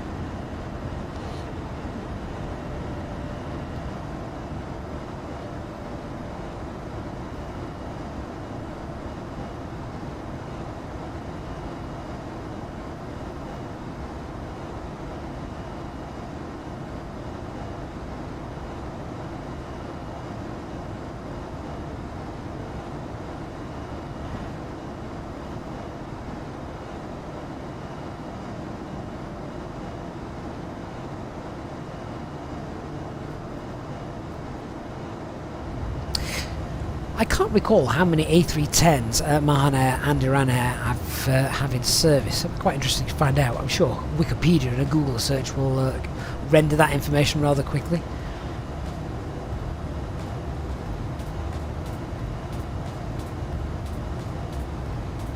Chris, I agree. We are incredibly lucky to have simulators like this. Used to think FSX was amazing. This is just another level. And imagine where we'll be in 20 years from now. Hopefully I'll be retired and able to... No, I won't be retired in 20 years. That's wishful thinking. But, but 30 years. Hopefully by the time I retire, it'll be even more amazing. How many is that? Oh, thank you for that. So in total, what we got? 1311 for Mahan. 1311? That's not meant to read 1311, is it? For Mahan. Oh, I see. Oh, I see. Right, in total 13. 11 for Mahan, 2 for Iran. Got you. Got you.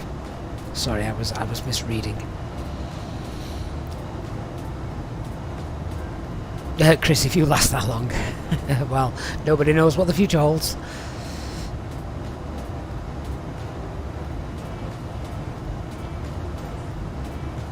Anyway, because I don't actually know the full landing procedures for this thing, we're probably going to start looking at setting up the approach and things. In fact, we've got top of descent coming up, so we really need to rattle through this. Right, let's see. Chart. So we're on Rattle 3 X-ray, aren't we? Yes. So Rattle and Oxava, and then from Oxava we're coming in to intercept our localizer. Let's have a look. Rattle, Oxava, and then straight to the centre fix, so that's fine. What speeds are we going to be looking at on that centre fix? Centre fix 29 right, is that actually the waypoint name for it? Yes, it is. That is only 11 miles out. Right, I want to be a little bit slower. I don't mind getting configured a bit earlier for that. So I'm going to just pop a speed in there. 180. 6,000 feet. What altitude do we want to be at? That is indeed correct. I've got to remember for this flight that our elevation for our destination is 3,256 feet. That is just not something you need to think about too much when flying in Europe. You're never that high. So when I saw that you know, we'll get 6,000 feet, thinking, flipping heck, 6,000 feet, 11 miles, that's high. But yeah, of course, it's not really. It's only 3,200 feet above our above the runway. So that's fine. Platform altitude then is what? 5,230. MSA as we're coming in. Ooh, look at this terrain here. Is going to be our 6,500 feet. And we're Cat 1 today. I'll get the latest weather just to confirm, but Cat 1 is 3469. And our transition altitude is 9,000 feet. ILS identified India Kilo Alpha. Elevation, as we've just spoken about, is 3256. What's happening with the missed approach? That looks nice and straightforward. Climb out 4,600 feet, then a left turn. Wonderful. Right, I've got all the information I need. Quick arrival brief. We need to get the weather first, don't we? Let's see. I love the speed that this comes through at. It's quite decent. Where are we landing? See, I don't even know the code for this bloody airport. India, Echo, Echo, Echo. India. Try again. Oscar, India, India, Echo.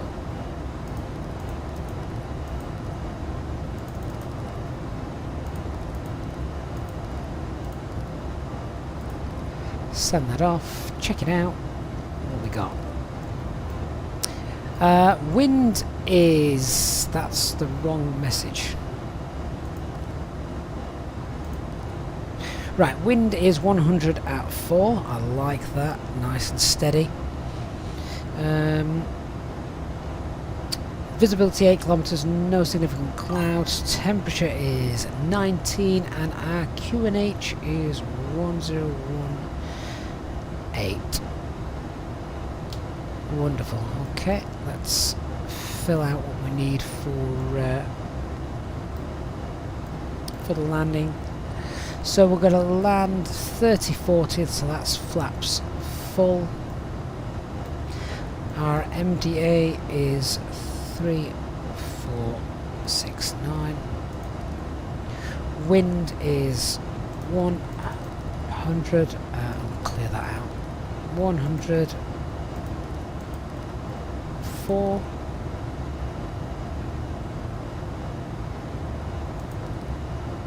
Oh, how do we put the winds in?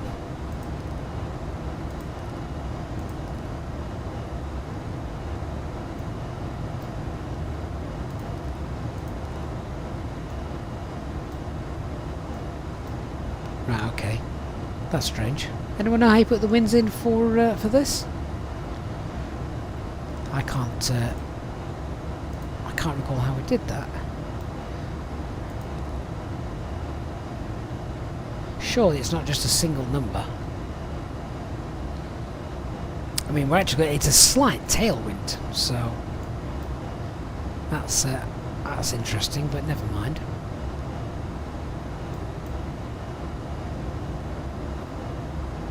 Definitely different to the 320. I have no idea. If anyone knows how to put in the full winds, then let me know.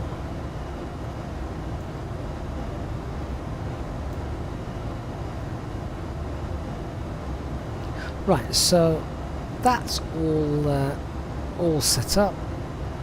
Just if we change that wind correction to 0, what happens to the VAT? 135, 131.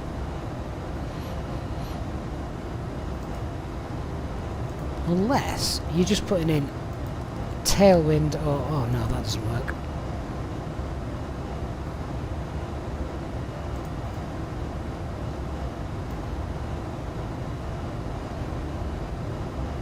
See, so I was just hoping I could just pop in a full winds in there. So the winds are 100 at 4.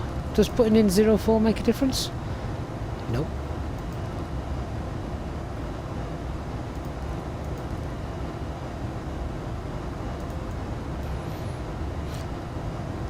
I mean, it's not even a perfect tailwind, so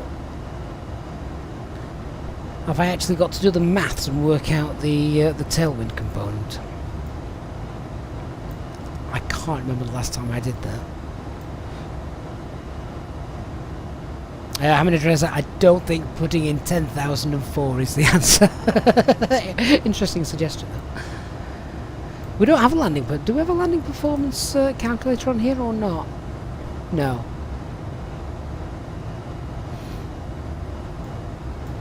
No.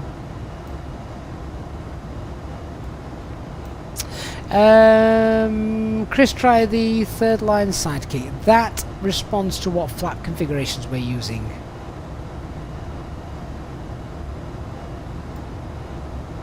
Anyway, it's okay. That very slight tailwind. I'm not going to be too concerned about that. Let's sort this brief out. So we've got the weather brief. Visibility is fine, wind's very slight tailwind, 19 degrees, runway conditions going to be fine, dry, aircraft's all working, no times to worry about, threats to be aware of aside from unfamiliarity with the aircraft. We've just got this terrain just to bear in mind. That's going to look nice out of the right hand window. We might have to do a replay and check that out as we go. So yes, a little bit of terrain is coming in on the ILS, so just be careful of that. We're also familiar with the airport as well once we've landed. So we are expecting runway 29 right, Redl 3 X-ray. We will basically, we're a green dot by Oxava, and then we'll configure as we get intercepted with the ILS flaps 1, flaps 2 for the glide, etc. Let's have a look at the actual airport itself. How long is the runway? It's bloody miles. So we'll use auto brake low for that. Auto brake low, and we'll look to vacate either Yankee or Zulu, I think would be good. And then we'll cross whatever runway it is, the parallel. Or is it used as a parallel taxiway now? Oh, I don't know. We'll not taxi down it just in case. Yeah, so we've got the options of Fox, Yankee, Zulu, and then we'll cross the runway and then backtrack to the main terminal so we know where we're going. Alright, job done. Quick chat about the go around just in case something goes wrong. Straight out runway heading 4,600 feet, and then a left turn to have another go basically. Let's put in India Kilo Alpha into our VOR.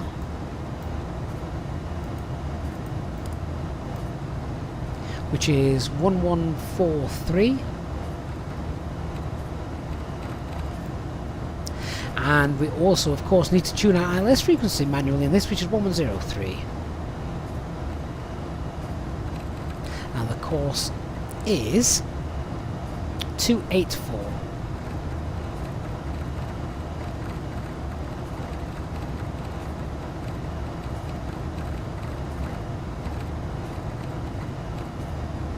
Just in case we do need to go do the go around as well. For the start of that approach, the radial's 115.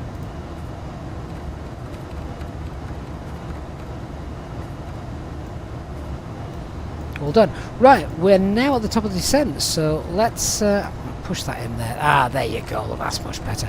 Let's get ourselves down something sensible. We'll go 15. Okay. So down we go.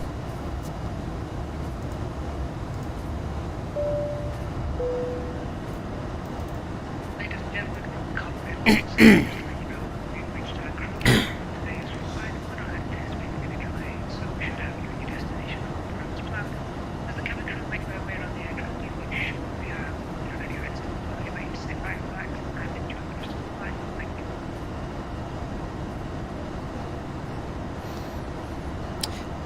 Oh, I've just had hunger pangs. It must mean that... glad we're landing soon. Gonna need some food.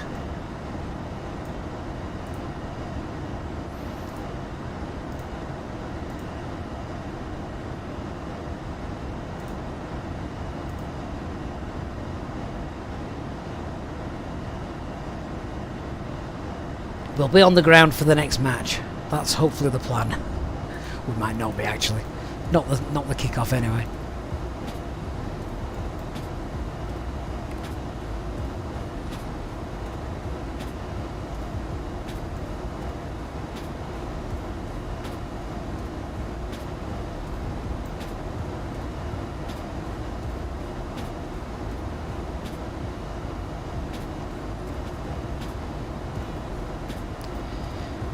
Quite below the profile actually at the minute, according to the VDEV.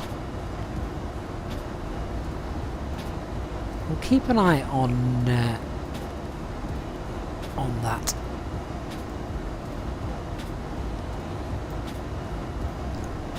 Has anyone experienced how well the VDEV works on the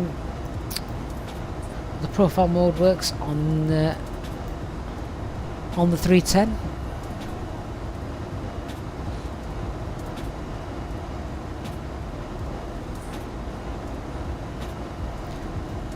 Where can we find out how far away we are?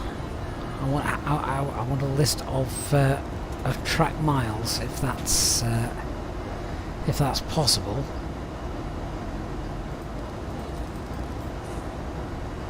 Doesn't seem to give us it, does it? I'm sure it would tell me somewhere if I knew where to look.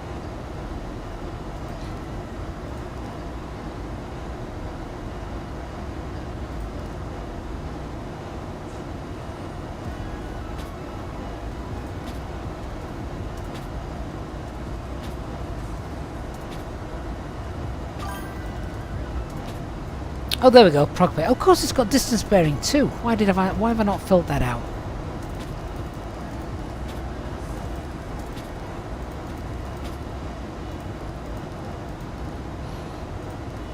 There we are. 189 miles. That's what I wanted to see. In that case, that top of descent seemed to come very early, didn't it? Very early indeed.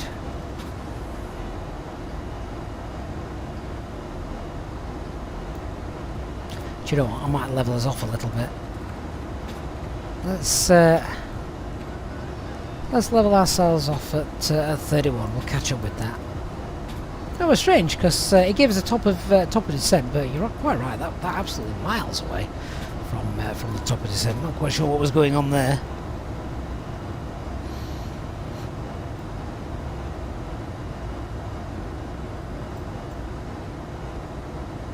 We're on real time and real weather. Always on real weather, but nice to fly real time and see that the sun obviously starting to get low down in the sky. Is FSLTL still working as well? Yeah, it is still working in the background.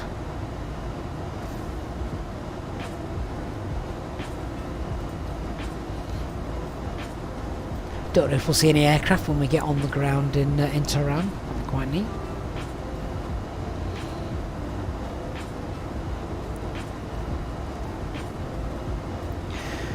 Right, let's see if I've missed anything.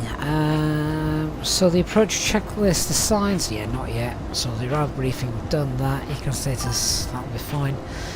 Check that. Altimeter, we're not there yet. Minimums set.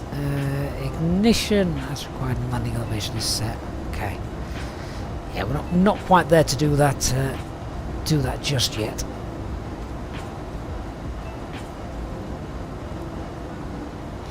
Hey, Grumpy Pirate. With your PMDG emojis. Hans Hicks on Twitch, good afternoon. And Casper Chic as well. Thank you for joining us on our A310 flight today.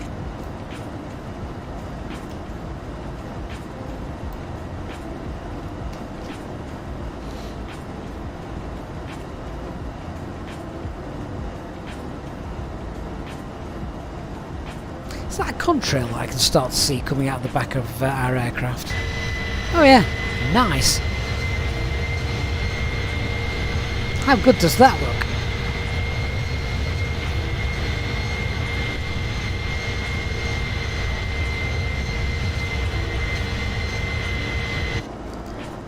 Very good.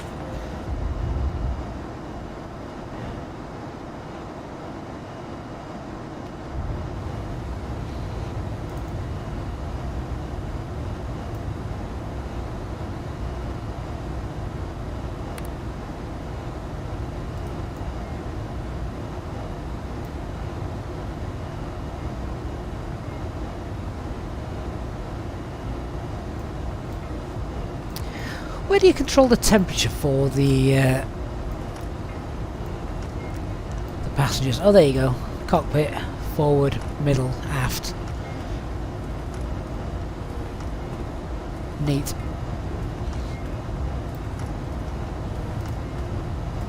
Alvin says, would be amazing to have a tutorial on a missed approach and go around. After the go around at Madeira, you failed miserably and had a hard time configuring the box. Which aircraft were you in, Alvin? Don't ask me how to show you how to do it in this thing. In the 320, that's perhaps something we could look at doing. Oh, you were in the 320. Was it the Phoenix 320 as well? Because that also is a big help. Although, doing a go-around at Madeira may be slightly different because the missed approach point, well, there's two of them. There's the main one, and then there's the final one where you just have to do the kind of a bulk landing procedure. Right, we've got TAT is in the icing range, but we've got no clouds, so that's fine. Alphanese, you were in the Phoenix. Yeah, fair enough. I don't think we do. Do we ever go around? I don't think we do have a Phoenix go around tutorial setup at all, do we? So might be worth having a look at that at some point.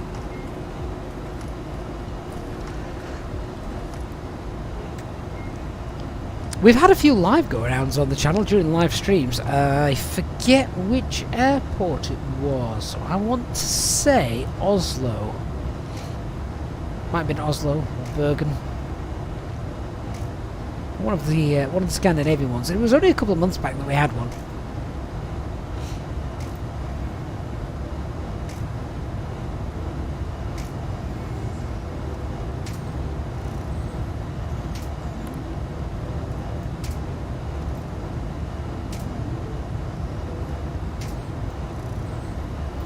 Right, well, let's just do a quick calculation so we can check that this VDEV is going to be right.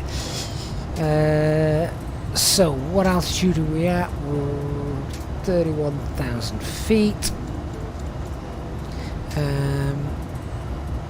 Airfield elevation's about 3,000 feet. So we need to lose 28,000 feet times right, so our top of distance should be around a 94, 95 mile marker. Let's see how that plays out. Always work with backing up what the computer says with your own mental calculations.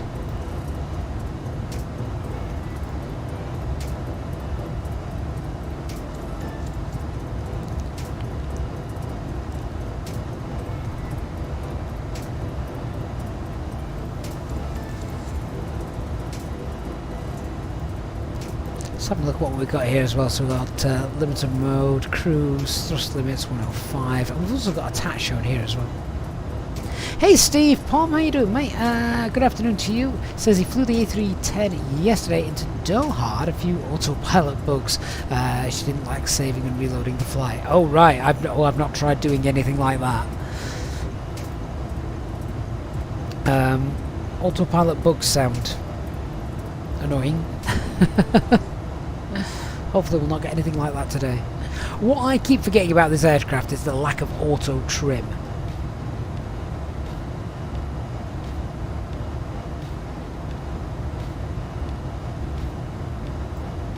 So I have to trim the aircraft ourselves using the various buttons or whatever key bindings you have set. Right, I don't think weather's going to be a problem for us, is it? So let's get the terrain radar turned on instead.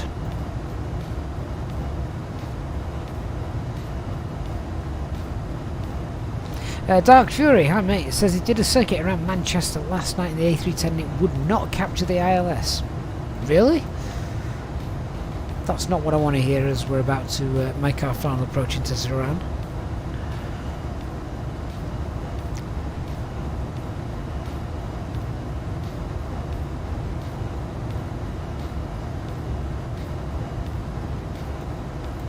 What fuel should we have when we land?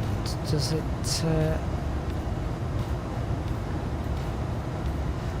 does it say?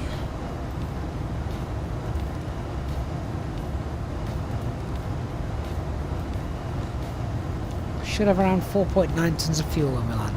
That's fine, isn't it? I don't know the fuel burn rate for the 310. I mean, if I was looking at that in the 320, I'd think, oh, we could have another 2 attempts at that landing if we needed to.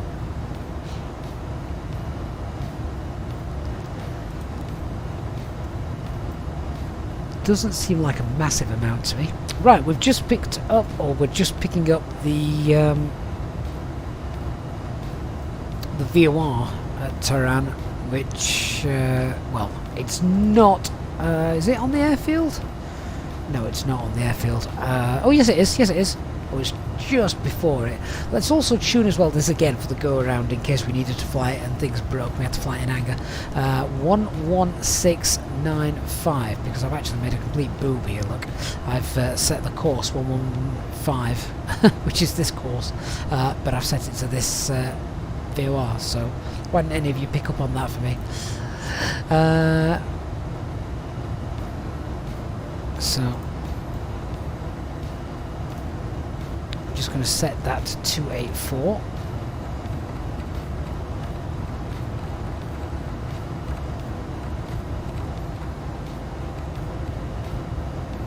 And then the actual VOR for the go around is 11695. How do I get VOR 2 on? Is it over here?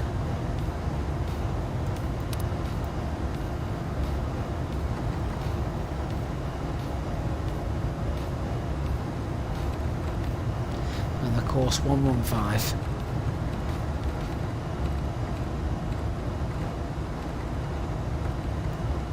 There we go.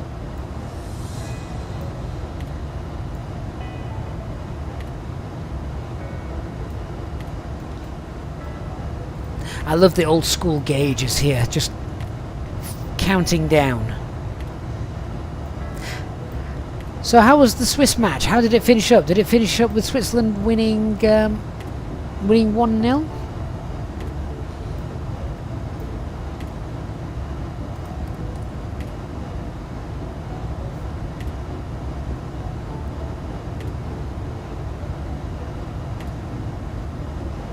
Crazy says, is there a way to import your Simbury flight plan directly into the flight computer? Yes, there is. You need to go to the menu page, ACARS, and then put in your Simbrief username. And then once that's done, you just press this button up here, and it requests it and downloads it all in. It's all done in the background for you, nice and straightforward. DC, good afternoon, mate. It was 1-0. Did it finish? That's fair enough. Jeffrey says his lady is from Iran. Nice to see someone flying there for a change. Well, I don't think we could realistically fly this aircraft anywhere else, could we?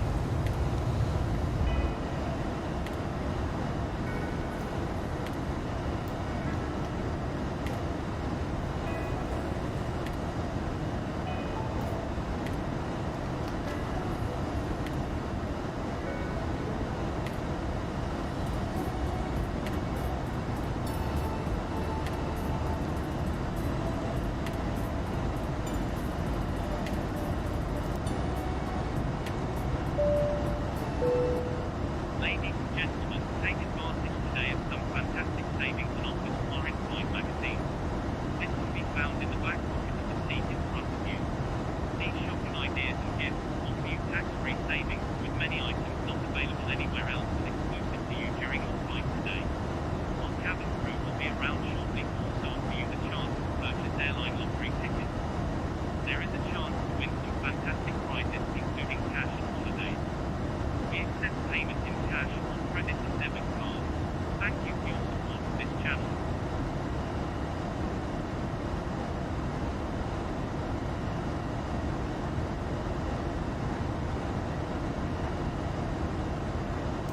Well, hopefully the ILS will work itself out okay and we'll be able to get in. The only saving grace is, well, I say the saving grace, it's becoming a little bit misty. Should we just get an update on the weather? Because it was, what was the visibility? Was it 7 kilometers? Something along those lines. Captain Oatmeal could do Air Transat. They've just retired their 3. Yeah, they have. They were probably, I suppose, if you like, the last big airline to fly them, weren't they?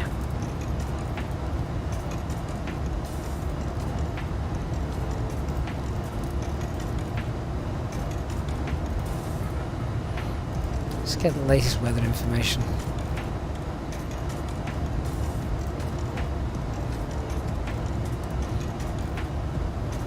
Oh, cab okay now. Ah, even better.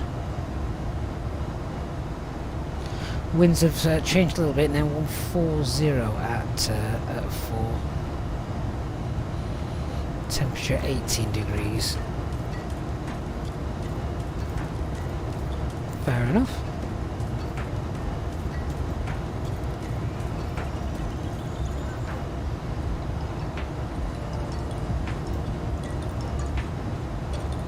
So we just go to our progress page. What have we got with regards to our VDEV? Our VDEV is now starting to come up. Distance to go 87 miles. Remember that, however, is as the crow flies. That would seem accurate to me, actually. That seems about right. Here comes the VDEV scale. Okay, so we're going to wind ourselves down. Let's get ourselves down to... well, let's get ourselves down to 10,000. So, down we are, 100 blue, and we're in, we've got retard, profile descent, and nav. See how it holds it.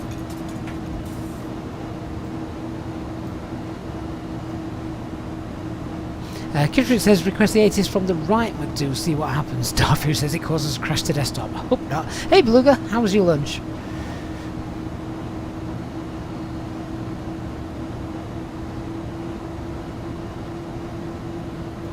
Oh, look at that, you can see it. Is that where we're headed? Yeah, somewhere like that.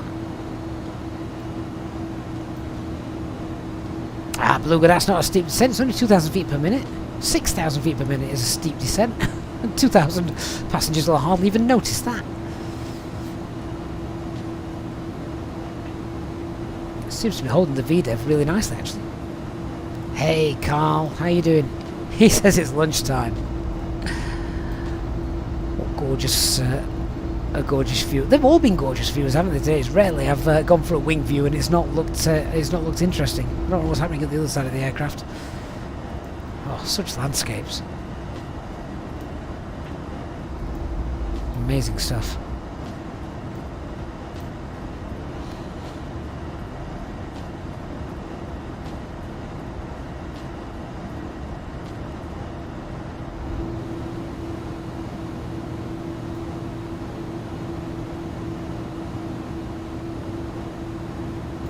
Beluga says on his flights the passengers' ears must be exploding due to his rate of descent. I mean, you can get up to 2,000 feet is fine. 3,000 again, that's fine. 4,000, they're probably going to notice a little bit. Anything below that, and yeah, they're probably going to think, "Ooh, what on earth is going on here?" kind of thing.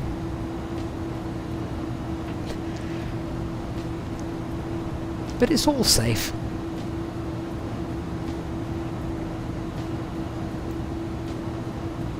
Jeffrey says large cities in Iran are heavily light polluted, so flying there when it's dark is fantastic. It would be interesting to see how the simulator would bring that out. I'm not confident enough yet to fly this aircraft in the dark. I could probably take it off in the dark, but landing, no. I want some daytime. In fact, we're probably going to have the sun in our eyes. These have working visors as well, don't they? I think they've only got the one, though. There might be one at this side as well. Yeah.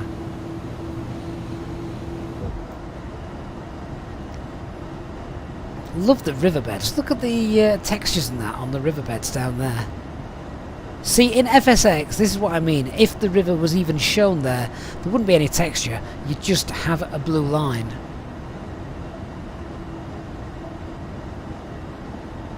Alpha Nation had a 5,000 feet per minute descent with Phoenix yesterday. Did you miss your top of descent by any point?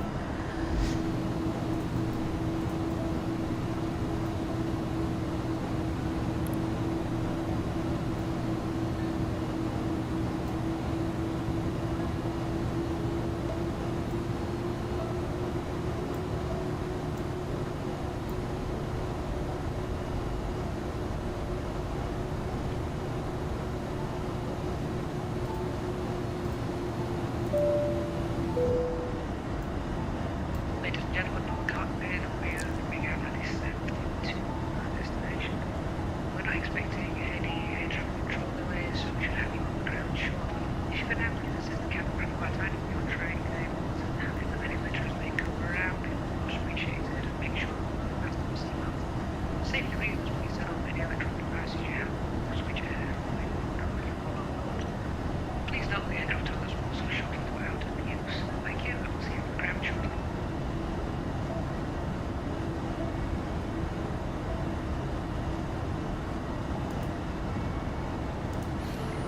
Alpha Nation, not at all. Sorry, I wasn't being... I was just trying to come up with reasons rather than critiquing your piloting skills. Because I have seen something similar, you know, if you miss the top of descent and then you push for manage to descent, it's the plane just goes, oh god, we're high, and poof, down it goes, and then you bust MMO, and that's no good either. I don't think I've ever seen it do 5,000 feet per minute when, you know, you're nicely on profile. I can't think of any profile where 5,000 feet per minute is the norm. Ahmed says, I love this.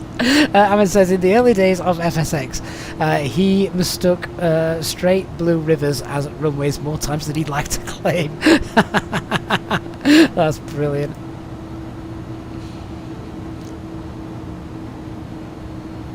Robert, one of the previous VATSIM flights you had a TCAS RA incident. Can you talk through what real life implications are for the crew and controller?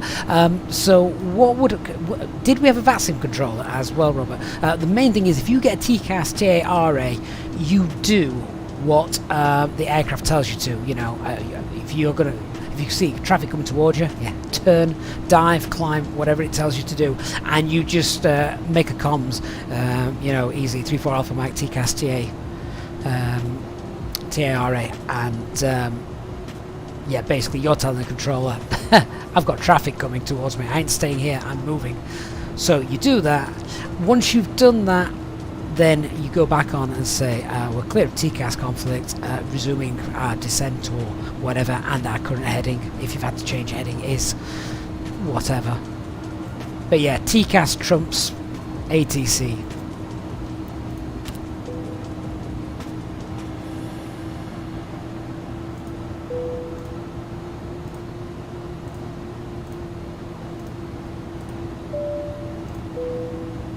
Ladies and gentlemen, the fasten seatbelt sign has been turned on. Please ensure that your seatbelt is securely fastened and return to your seats immediately if you are not already seated. Infant seatbelts are provided for our passengers travelling with small children. Please ensure that they are secured safely and ask a member of the cabin crew if you require assistance. The toilet will now go out of use until the fasten seatbelt sign is turned on. Whilst seated, please find the airline magazine in the front pocket, providing you with lots of information about the channel and the perks of becoming a channel member. Thank you. Right, well, our descent profile looks good. Brian, maybe you'd hit the expedite button on the descent. That would be no good, Brian, if TCAS was telling you to climb.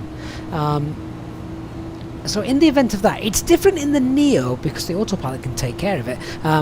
But if you're not in the Neo, safest bet is disconnect the autopilot and fly the plane. Just fly the plane. Hey, Psych number 1. Thanks for following us on Twitch. Anthony says Singapore Airlines A381 is the worldwide tracked #1 flight. God, that's a lot of people watching that. Oh, nearly 15,000 people. What's so special about that aircraft today?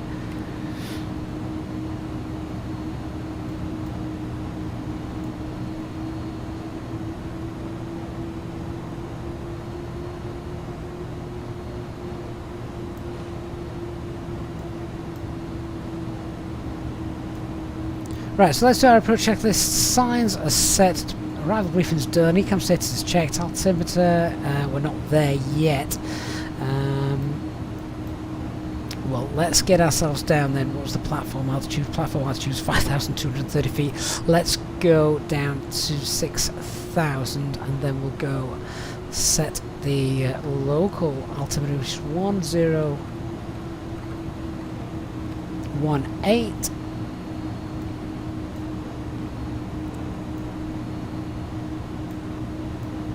Start to reduce the speed a minute as well. So signs are set, briefing is confirmed, recon status is checked, altimeter is 1018, minimums are 3469 set, ignition is off, and landing elevation is set. Right, let's start slowing our aircraft down, I think now. I'm going to go 250 knots.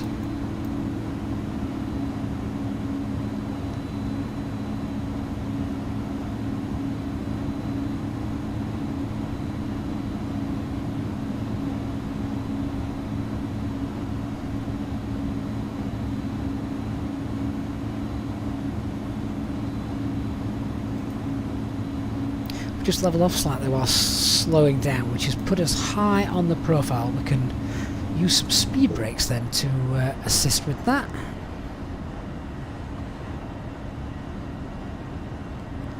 It's going to be an evening landing time, isn't it? So could look quite neat.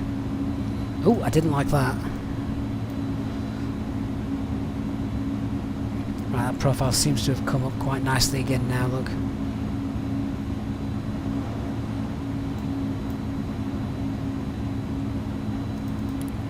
Okay, set the ILS.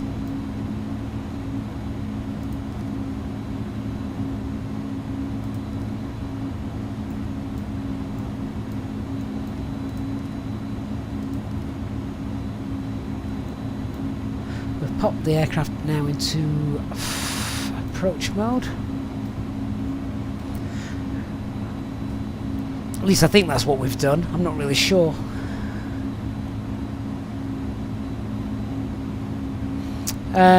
Oh, so the Singapore plane is currently squawking 7700. Right, okay, so it's got an issue basically.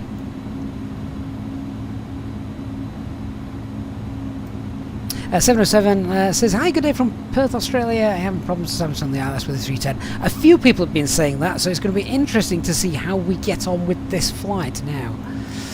Let's get our lights on. Do you know what? I'm going to just pop these on now. Yeah, I'm going to pop these on. They wouldn't come on until the gear goes down anyway, so that's fine. This looks like the terrain that we spoke about, which is obscured by mist in the valley. That's quite neat, isn't it? I like that.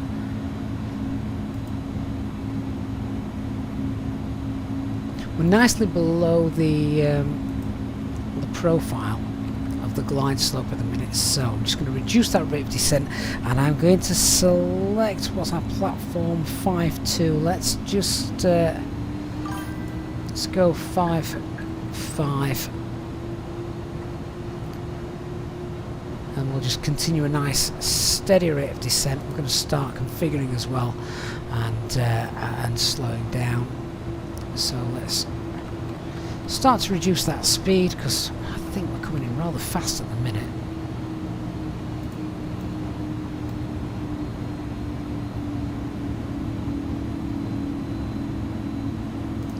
I don't know the minimum speeds of these, so it's 245, 210.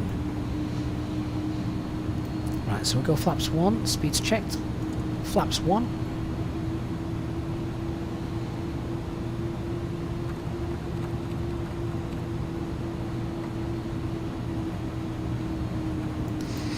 What was our VAP speed? 130.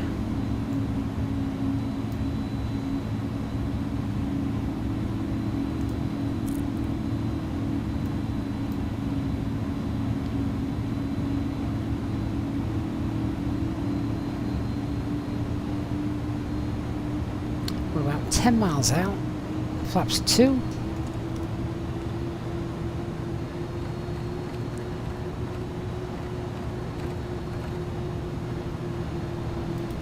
We've leveled off now, 5,500 feet, just waiting for the glide slope. Glide slope blue, lock green. Airport's in sight.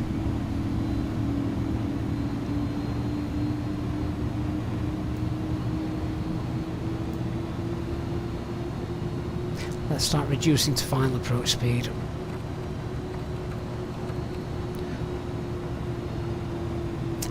Just double check those speeds. 195, happy with that. Flaps 3, let's get our gear down.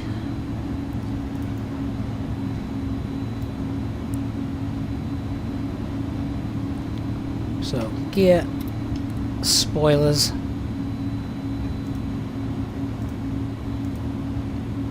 Hopefully we'll capture the glide slope in a moment. You can see that's just coming in.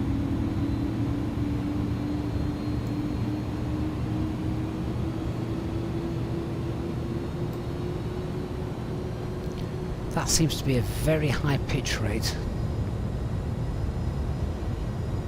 Let's just start to drop now as the glide slope comes in. Sat here, we look incredibly high up, don't we? Flaps full. So landing gear is down, auto brake low is set, anti-skid is fine, slats and flaps is full, spoilers are armed.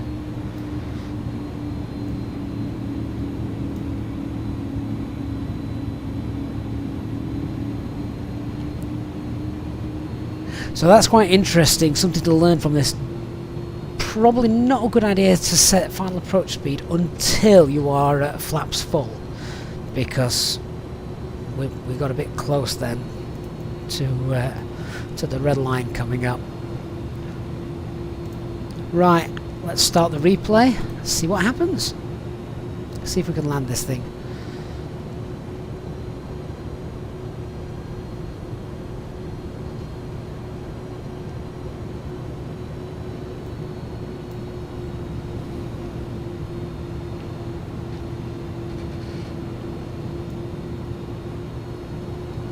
The other thing is to try and work out what's going to be our best view for landing. That doesn't look too bad, to be honest, so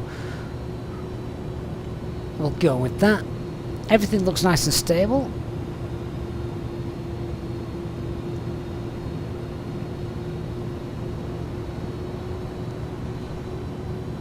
Love that mist. We didn't get 1,000 feet call out there, but we have just passed 1,000 feet. Okay, I have control.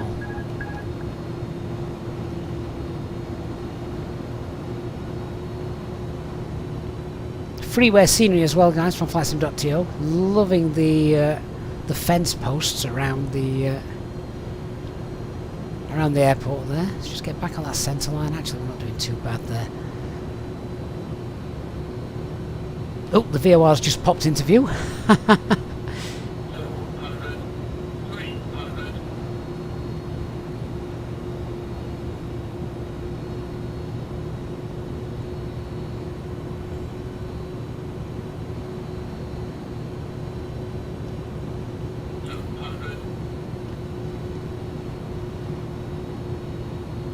It's looking all right at the minute.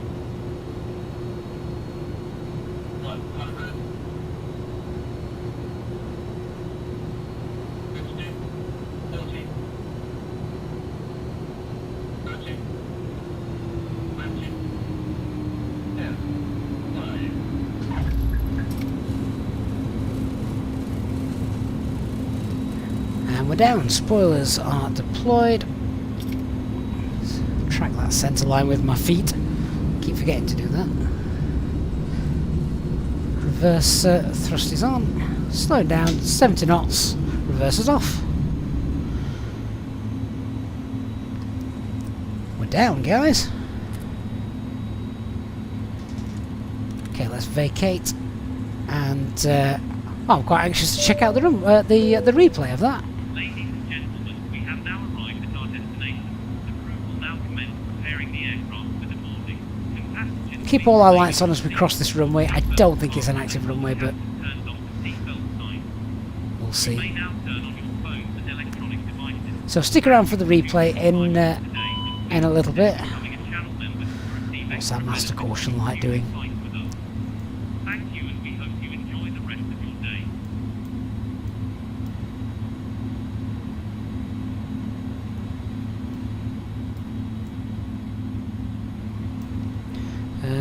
My tail is probably half dragging over the back of that runway. Shall we move? Oh, the brake temperatures are high. That's fine.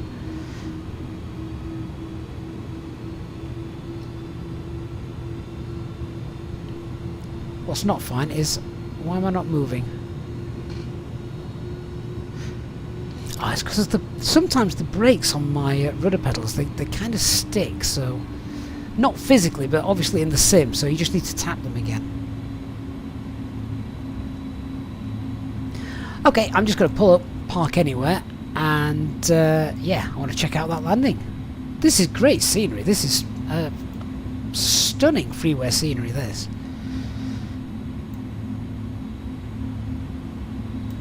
Amir, do you have that bug as well? Ah. Glad it's not just me.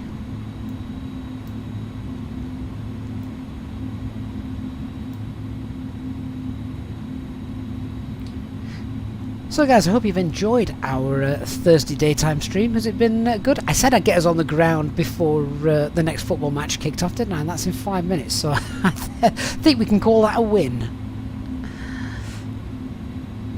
But I do want to check out this replay. I'm excited for that. It'll be the first time I've seen the the 310 landing in a replay, so be good fun. I'm just going to dump it at any stand I can find.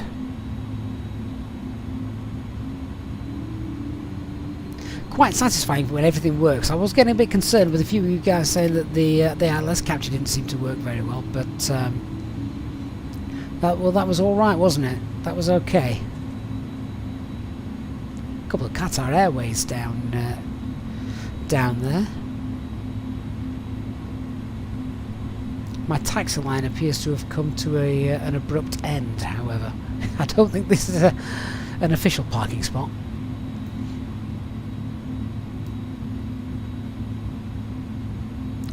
Honestly, freeware scenery. Really smart stuff. I think I'm going to have to make a left and then swing back in for this. Look at that shadow.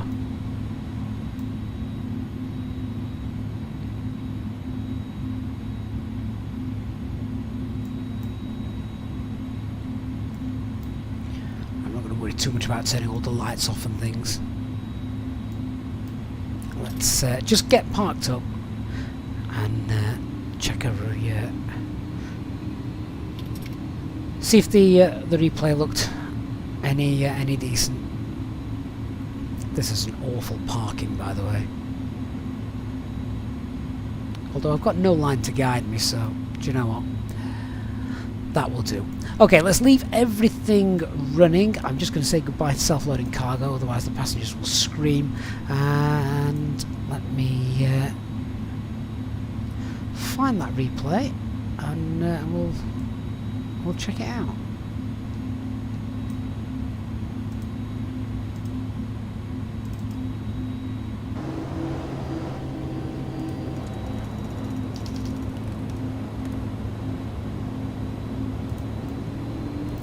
Be interesting to see as well how the aircraft works with regards to spoilers and flaps and things.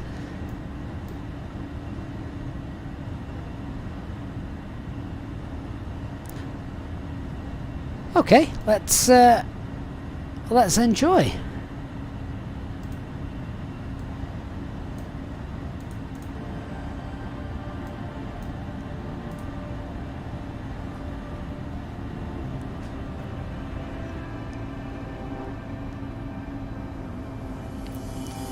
The level of details on these wings is brilliant. They're so mucky and dirty, which is exactly what you want. Lots of trailing oil and dirt and grime lines.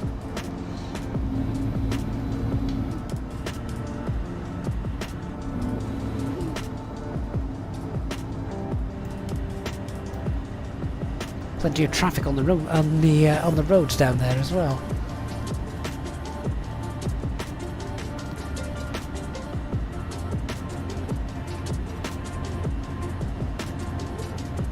Love those long shadows from the fence posts.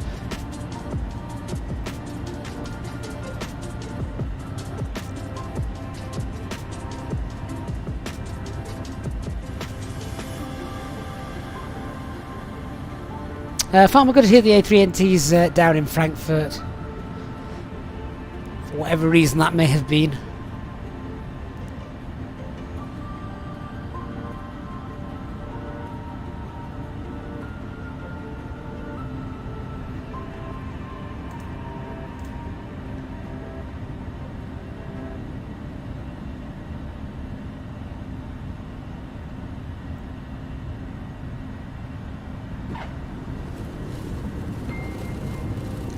Oh, the spoilers display as well, that's quite neat. It's very neat, actually. Did that landing rate just flash up as 4,000 and something? I don't think that's quite right. It wasn't that bad. Yeah, that looks alright. Let's check up the... check it out the other side.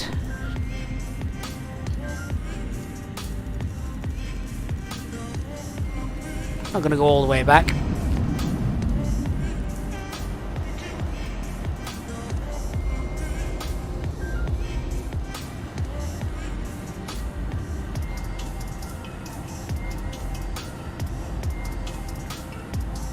Love the light as it catches that fence down below. I've not seen that in the sim before. That's quite new, and that's pretty much what you get, isn't it, in real life? As you're walking, you see those the wire fence as it reflects and catches the sunlight.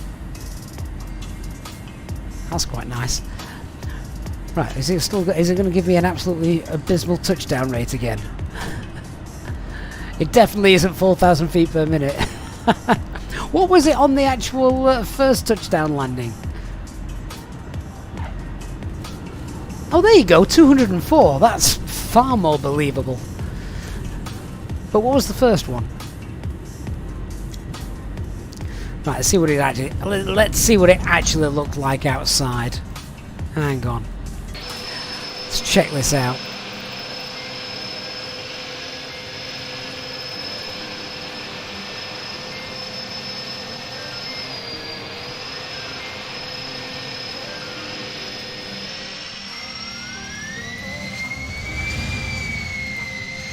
So the first one was 237. That's perfectly respectable.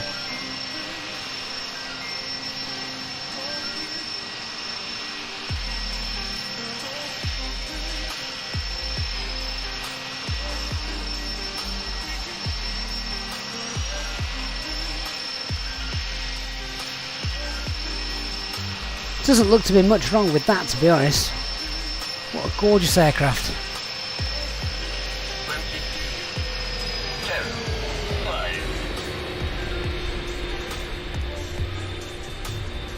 Do you know what?